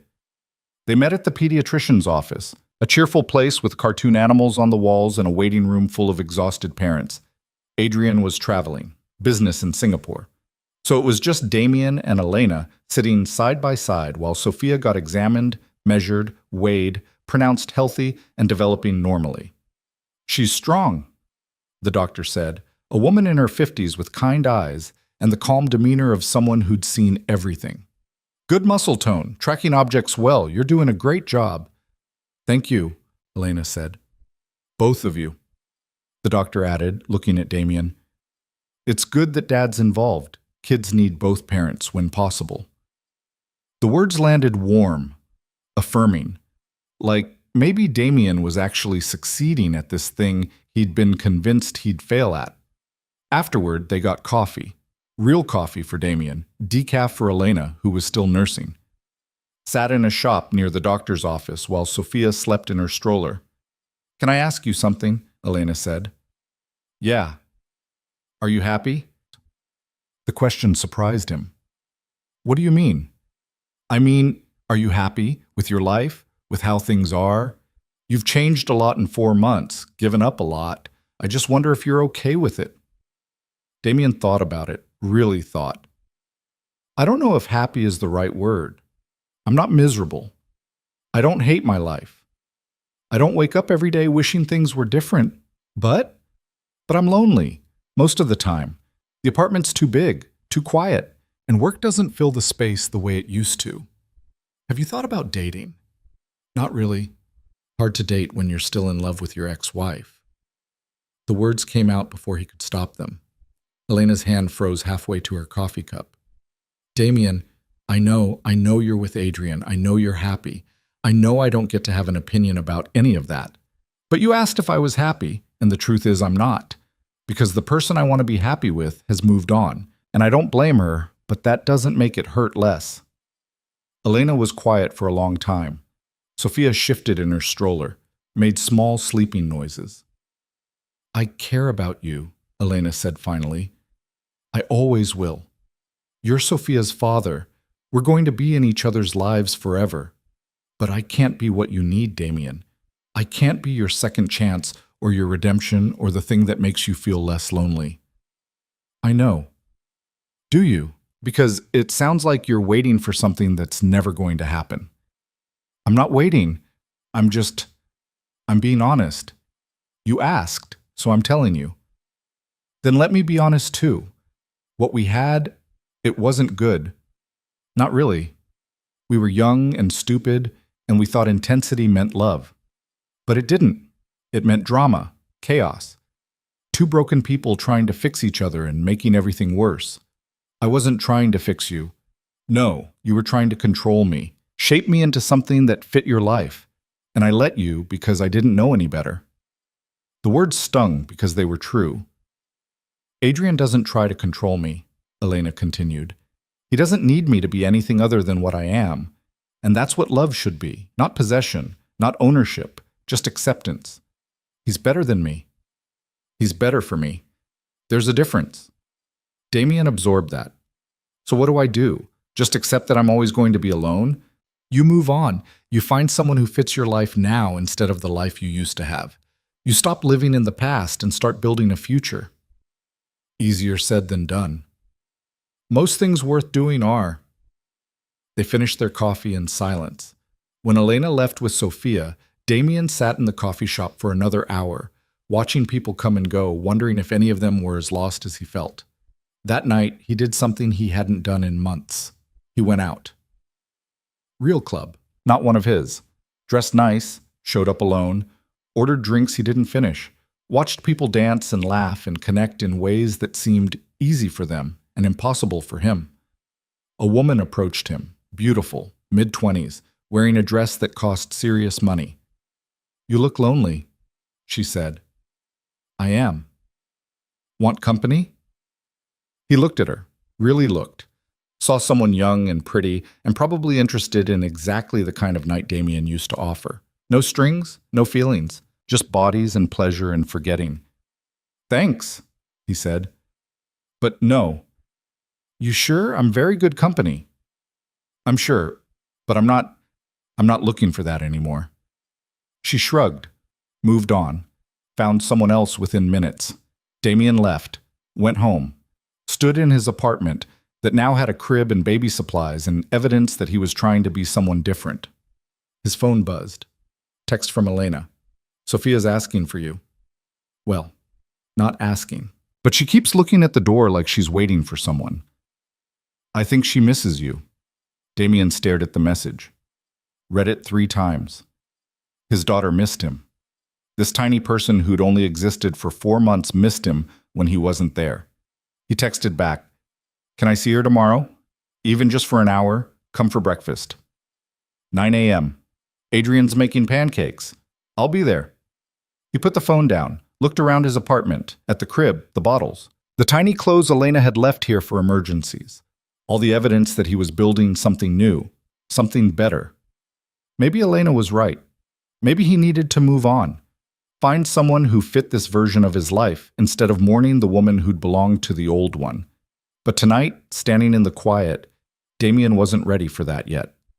Tonight, he was just grateful to be someone's father. Someone who got missed when he wasn't there. Someone who got invited to breakfast because his presence mattered. It wasn't everything, but it was something. And right now, something was enough. Breakfast at Adrian's became a weekly thing. Every Saturday morning at 9, Damien showed up with bagels from the place on Lexington that Elena liked, and Adrian made pancakes that were somehow always perfect, golden, fluffy, the kind that made Damien wonder if there was anything this man couldn't do. They'd eat together, the 3 of them plus Sophia, in her high chair making a mess of mashed banana, and it should have been awkward, should have been painful. Damien sitting across from the woman he'd lost, and the man who'd won her, pretending this was normal. But it wasn't painful. It was just life. Messy and complicated and not what any of them had planned, but somehow it worked. "She's starting to teeth," Elena said one Saturday in late May, wiping banana off Sophia's chin for the 3rd time. "Keeps trying to chew on everything." "That why she bit me yesterday?" Damien asked. Adrian laughed. "She bit you?" "Right on the finger. Drew blood. Welcome to parenthood. Wait until she gets a full set of teeth. Then it really hurts." They talked about normal things: doctor's appointments, sleep schedules, whether Sophia was ready for solid foods or if they should wait another month. The kind of conversations Damien never thought he'd have, never imagined he'd care about, but now consume most of his thoughts. "I'm thinking of selling the clubs," Damien said during a lull in conversation. Elena's head snapped up. "What?" "The clubs. Maybe the warehouses too. Downsize. Focus on legitimate businesses." "Why?" "Because I don't want Sophia growing up knowing her father runs half the criminal enterprises in Manhattan. I want her to be proud of me, or at least not ashamed." Adrian set down his coffee. "That's a big decision." "Yeah, but I've been thinking about it for a while. The clubs make money, but they're complicated, require constant attention. And they're not the kind of thing I want my daughter knowing about." "What would you do instead?" Elena asked. "Real estate, maybe. Consulting. I've got connections, skills that translate to legal work. Marcus thinks I could make a clean transition if I wanted to." "Do you want to?" Damien looked at Sophia, who was trying to grab his coffee mug with banana-covered hands. "Yeah, I think I do." "Then you should do it," Adrian said. "Life's too short to spend it doing things that don't align with who you want to be." Coming from anyone else, it would have sounded preachy. From Adrian, it just sounded like experience.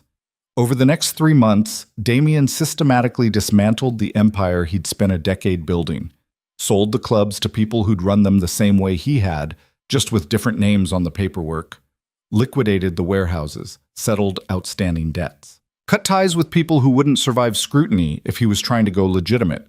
It was harder than he'd expected. Not because he missed the work, but because walking away from power felt like admitting defeat, like saying the last 10 years had been a waste. "It wasn't a waste," Dr. Santos said during their session. "It got you here, to this moment, where you're choosing something different. It got a lot of people hurt. Yes, it did, and you can't undo that. But you can make different choices going forward. That's what growth looks like. Not erasing the past, just refusing to repeat it." By August, Damien Moretti was, for the first time in his adult life, running a completely legal operation: real estate development, property management, consulting for businesses that needed someone who understood how to navigate complicated negotiations. The money was good. Not empire building good, but enough. More than enough. And he had time, real time, to spend with Sophia, who was 8 months old now and had opinions about everything. She loved books, hated peas, thought it was hilarious when Damien made faces at her, had just started crawling, which meant his apartment now required constant vigilance because she'd try to eat anything she could reach. "She's fast," Damien told Elena during a handoff one evening. "I turned around for 2 seconds, and she was halfway across the living room trying to chew on a phone charger." "Welcome to mobility. It only gets worse from here." "Great, that's great. Very reassuring." Elena smiled. "You're doing fine, Damien. Better than fine. She adores you." The words settled warm in his chest. "Yeah? Yeah, she lights up when you walk in, cries when you leave. That's not nothing." It wasn't nothing. It was everything. September brought an invitation Damien didn't expect. Embossed cardstock, formal script, Elena and Adrian's engagement party. He stared at it for a long time, sitting in his office, trying to figure out how he felt. Sad? Angry? Resigned? All of it? None of it? He called Dr. Santos. "They're getting engaged," he said without preamble. "How do you feel about that?" "I don't know. That's why I'm calling you. Sit with it. Don't run from the feeling. Just let yourself feel it and see what comes up." Damien sat with it, felt the twist in his gut, the ache in his chest, the brutal understanding that Elena was moving forward, building a life, choosing happiness, and it was all happening without him. But underneath that was something else, something quieter, relief, maybe, or acceptance. The understanding that Elena deserved this, deserved a partner who'd chosen her from the start, who'd never made her feel like she had to earn her place. "I think I'm happy for her," he said finally. "You think?" "I am. I'm happy for her, and I'm sad for me. Both things can be true, right? Both things can absolutely be true." The engagement party was at some gallery in Chelsea, the kind of place where the art cost more than most people's houses and the champagne flowed like water. Damien showed up alone, wearing a suit that had cost $3,000 and feeling like it wasn't nearly nice enough. The room was packed. Manhattan's elite, all dressed in their finest, celebrating two people who clearly belonged together. Damien recognized some faces. Business associates of Adrian's. Society types Elena had probably met through charity work. People whose lives didn't include running clubs or moving money or any of the things that had defined Damien for so long. He found Elena near the bar. She wore emerald green, her hair up, diamonds at her throat that probably cost more than Damien's car. She looked happy, genuinely, radiantly happy. "You came," she said, seeing him. "You invited me." "I wasn't sure you would. Neither was I." She studied his face. "Are you okay?" "Yeah, I am. Congratulations, really. I mean it. Thank you." She touched his arm, brief, warm. "That means a lot." Adrian appeared with 2 champagne flutes, handed one to Elena, nodded to Damien. "Glad you could make it." "Wouldn't miss it." They stood in awkward silence for a moment. Then Adrian said, "Can we talk? Privately?" Damien followed him to a quieter corner of the gallery, Away from the crowd, near a painting that looked like someone had thrown paint at a canvas and called it art. "I wanted to thank you," Adrian said. "For what?" "For how you've handled all of this. The co-parenting, the transition. It can't have been easy, and you've done it with more grace than most men would. I'm just trying not to screw up my daughter's life." "You're doing more than that. You're being present. You're changing. Elena notices. I notice. I'm not doing it for credit." "I know. That's why it matters." Adrian paused. "I also wanted to talk to you about something else. Elena and I are getting married in the spring. Small ceremony, close friends and family. We'd like you to be there." The request surprised him. "At your wedding? You're Sophia's father. You're part of our family, whether any of us planned for that or not. It feels wrong to get married without you there." Damien didn't know what to say.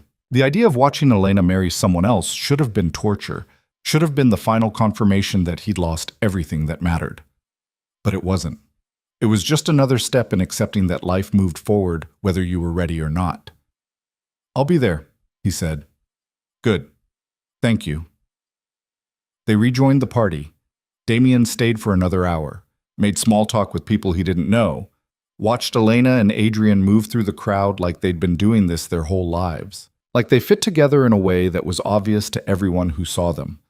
When he left, he didn't feel destroyed, just tired, and maybe a little hopeful that someday he'd find what they had, with someone else, in a different life. October brought Sophia's first birthday. They threw a party at Adrian's place because it had the most space. 24 people showed up, friends, family, Adrian's brother and his kids, Carlo and his wife and their 3 children who immediately took over the living room. Sophia wore a ridiculous frilly dress and a tiny crown, spent most of the party covered in frosting from the cake she'd demolished with her bare hands, cried when people sang happy birthday because apparently singing scared her, laughed when Damien lifted her up and spun her around because that was their thing now. "She's gotten so big," Carlo's wife said, watching them. "Feels like just yesterday you were panicking about changing diapers." "I still panic about diapers." "You're doing fine, better than fine. Your daughter's lucky to have you." The words hit different than they used to. A year ago, Damien would have brushed them off, would have said something about how luck had nothing to do with it, how he was just doing what needed to be done. Now he just said, "Thank you, I'm trying." That night, after everyone left and Sophia was asleep in her crib and Damien's apartment was quiet again, he sat on his couch and thought about the last year, about everything that had changed, everything he'd lost, everything he'd gained. He'd lost Elena, lost the empire he'd built, lost the version of himself that had defined his entire adult life. But he'd gained Sophia, gained a relationship with his daughter that was real and messy and nothing like what he'd expected. Gained the beginnings of self-awareness. Gained the understanding that power and control and fear were poor substitutes for actual human connection. It wasn't redemption. Dr. Santos had been clear about that. You didn't get redemption for doing what you should have done in the first place.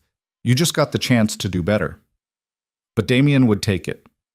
The wedding was in April, Central Park, under cherry blossoms that were just starting to bloom. 50 people. String quartet. The kind of ceremony that was elegant without being ostentatious, expensive without being showy. Damien sat in the third row holding Sophia, who was 16 months old now and obsessed with pulling his tie. He'd learned to wear clip-ons around her, saved time and prevented strangulation.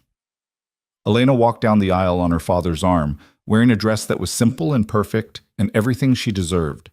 Adrian waited at the altar looking like a man who'd won the lottery and knew it. The ceremony was short. Traditional vows with personal touches. Adrian promised to honor Elena, to support her, to be her partner in all things. Elena promised the same. They exchanged rings, kissed while everyone applauded. And Damien felt something release in his chest, some final piece of grief or regret or wishful thinking that he'd been carrying without realizing it. Elena was married, officially, legally, permanently attached to someone who wasn't him. And it was okay. It hurt, but it was okay. At the reception, Sophia decided she wanted to dance. Damien carried her to the dance floor during a slow song, swayed with her in his arms while she giggled and grabbed at the lights. Elena appeared beside them. "May I?"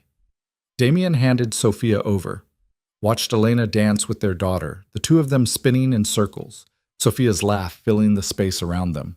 Adrian joined them, took Sophia so Elena could actually dance properly. The three of them moved together.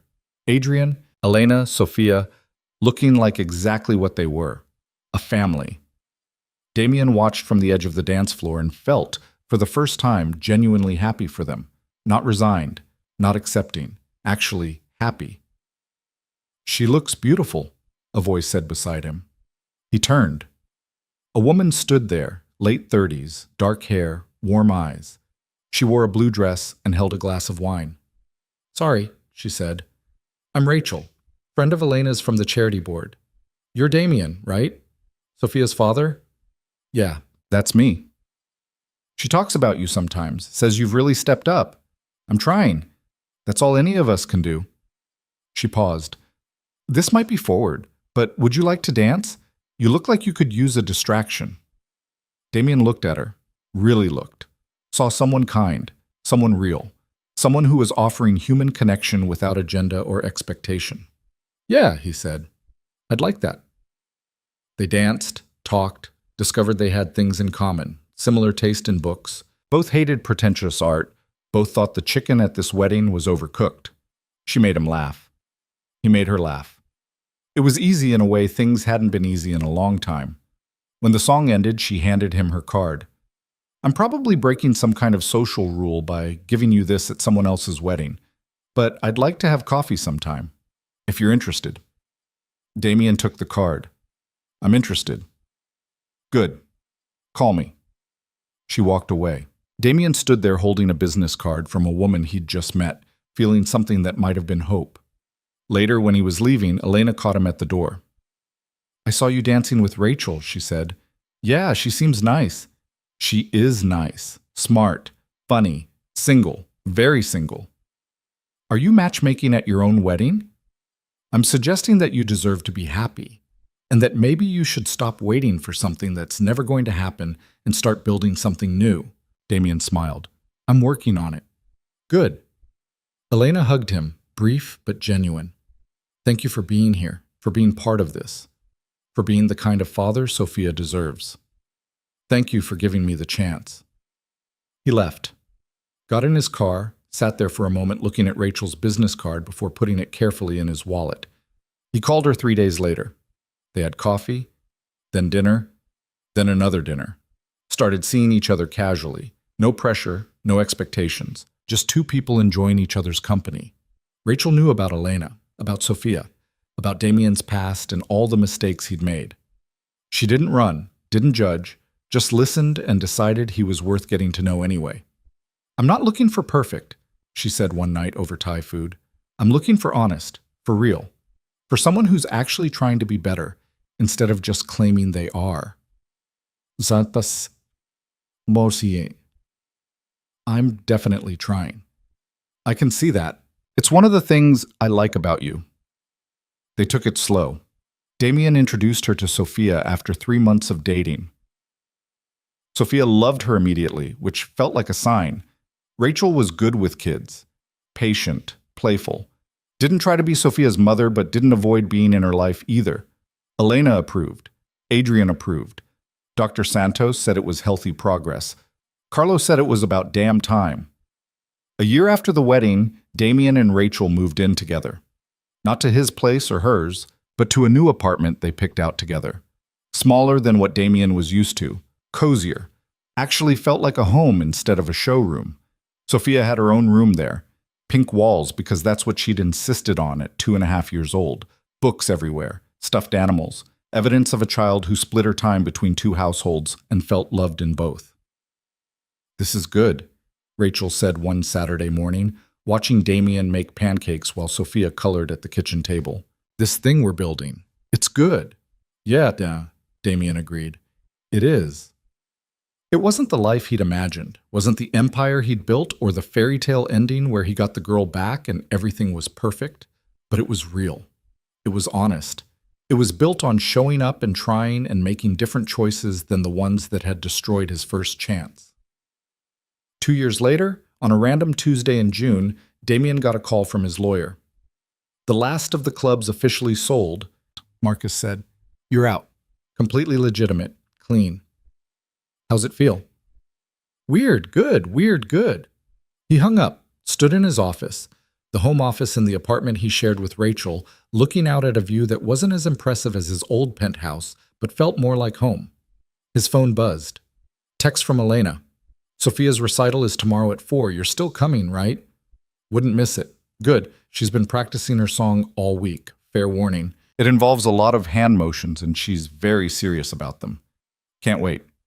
He put the phone down. Thought about the last 5 years. About the man he'd been. Arrogant, controlling, convinced he could replace anything that bored him. About the man he was becoming. Still flawed, still making mistakes, but trying. Actually trying. Sophia's recital was in a community center in Brooklyn. 23-year-olds singing songs about rainbows and friendship while their parents filmed on phones and tried not to cry.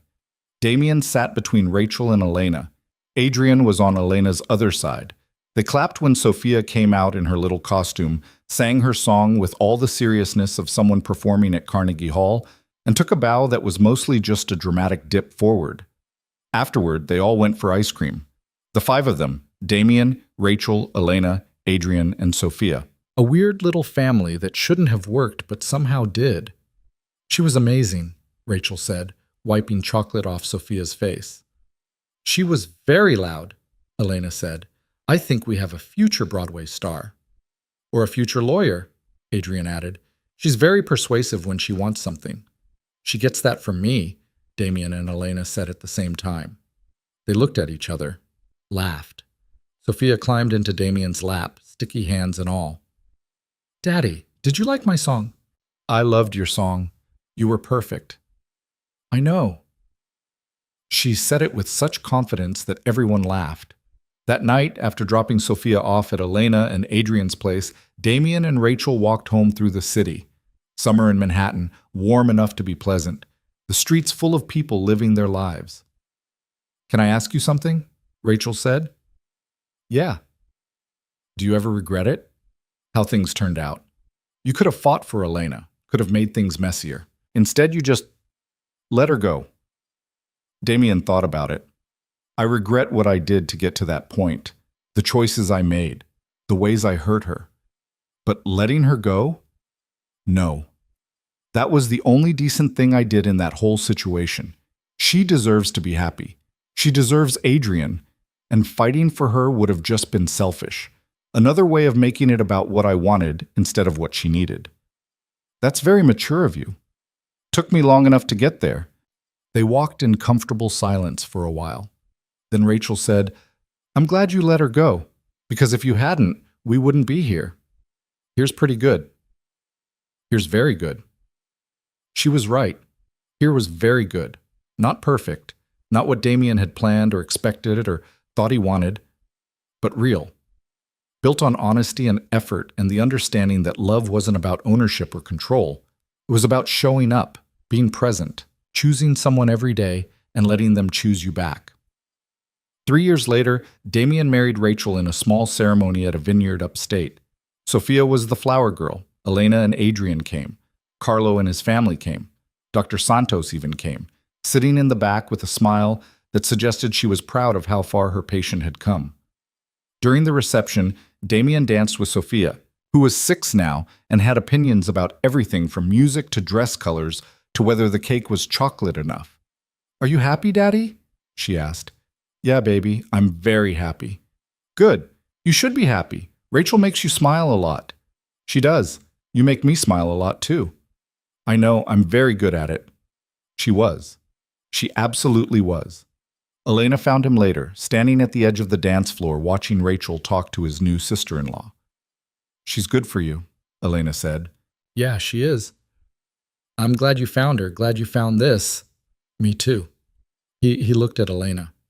"Thank you for everything, for giving me a chance to be Sophia's father, for not shutting me out when you had every right to, for showing me what it looks like to actually choose happiness instead of just chasing it. You did the work, Damien. I just didn't get in your way. Still, thank you." They stood in comfortable silence, two people who'd loved each other badly and learned to love their daughter better, watching the life they'd built from the ruins of what they'd destroyed. "Do you ever wonder what would have happened if things had been different?" Elena asked. "If you'd been ready for us back then?" "Sometimes. But I don't think I could have been ready. I was too broken, too selfish. I had to lose everything to learn how to actually value anything." "That's sad." "Maybe. But it's also true. Some people learn from watching. Some learn from listening. I had to learn from completely screwing up and spending years putting myself back together. And now? Now I'm better, not perfect, still mess up, but better. That's all any of us can ask for." The sun set over the vineyard, painting everything in gold. The reception continued around them, people laughing and dancing and celebrating two people who'd found each other, not in spite of their past, but because of them. Damien thought about the Mafia boss he'd been, the man who'd thought he could replace anything that bored him, who'd thrown away the queen for a cheap thrill and spent years regretting it. That man was gone. Not erased, not forgotten, but transformed into something different, something better. A father who showed up, a partner who tried, a man who understood that real power wasn't about control or fear. It was about connection, about choosing to be present, about building something that mattered more than money or empire or image. Sophia ran over, grabbed his hand. "Daddy, come dance with me and Rachel." He let his daughter pull him onto the dance floor, where his wife was waiting with a smile that said she loved him exactly as he was, flawed and trying and enough. And Damien realized, spinning his daughter in circles while his wife laughed and his ex-wife watched with approval, that he'd finally found what he'd been looking for all along. Not a kingdom to rule, not a woman to possess, not power to wield over people who feared him, just this, just love, just family, just the quiet joy of being chosen and choosing back. The queen he'd thrown away had built her own kingdom, and Damien? He'd learned that real royalty wasn't about crowns or thrones or dominance. It was about showing up every day, even when it was hard, especially when it was hard. It was about being present for the people who mattered, about letting them see you fail and trying anyway, about understanding that redemption wasn't a destination you reached. It was a direction you walked every single day for the rest of your life. Elena had been right that night at the hospital when she'd said people don't really change. Core personalities stayed the same. The things that made you who you were ran too deep to excavate completely. But people could choose differently, could learn, could grow into better versions of themselves if they were willing to do the work. Damien had done the work, was still doing it, would probably be doing it forever. And maybe that was the point. Maybe the work was the reward. The trying, the showing up, the choosing to be better even when easier options existed. The song ended. Sophia hugged him. Rachel kissed his cheek. Across the room, Elena raised her glass in a silent toast. Damien raised his back. To second chances, to hard lessons learned, to queens who deserved better and kings who learned to give it, to daughters who made you want to be worthy of the title father. To wives who loved you despite your past. To families built from broken pieces and somehow made whole. The DJ started another song. Sophia demanded another dance. Life moved forward the way it always did, messy and complicated, and nothing like what anyone planned. But real, honest, worth fighting for. And for Damien Moretti, the man who'd once thought he could replace anything, that was more than enough. It was everything.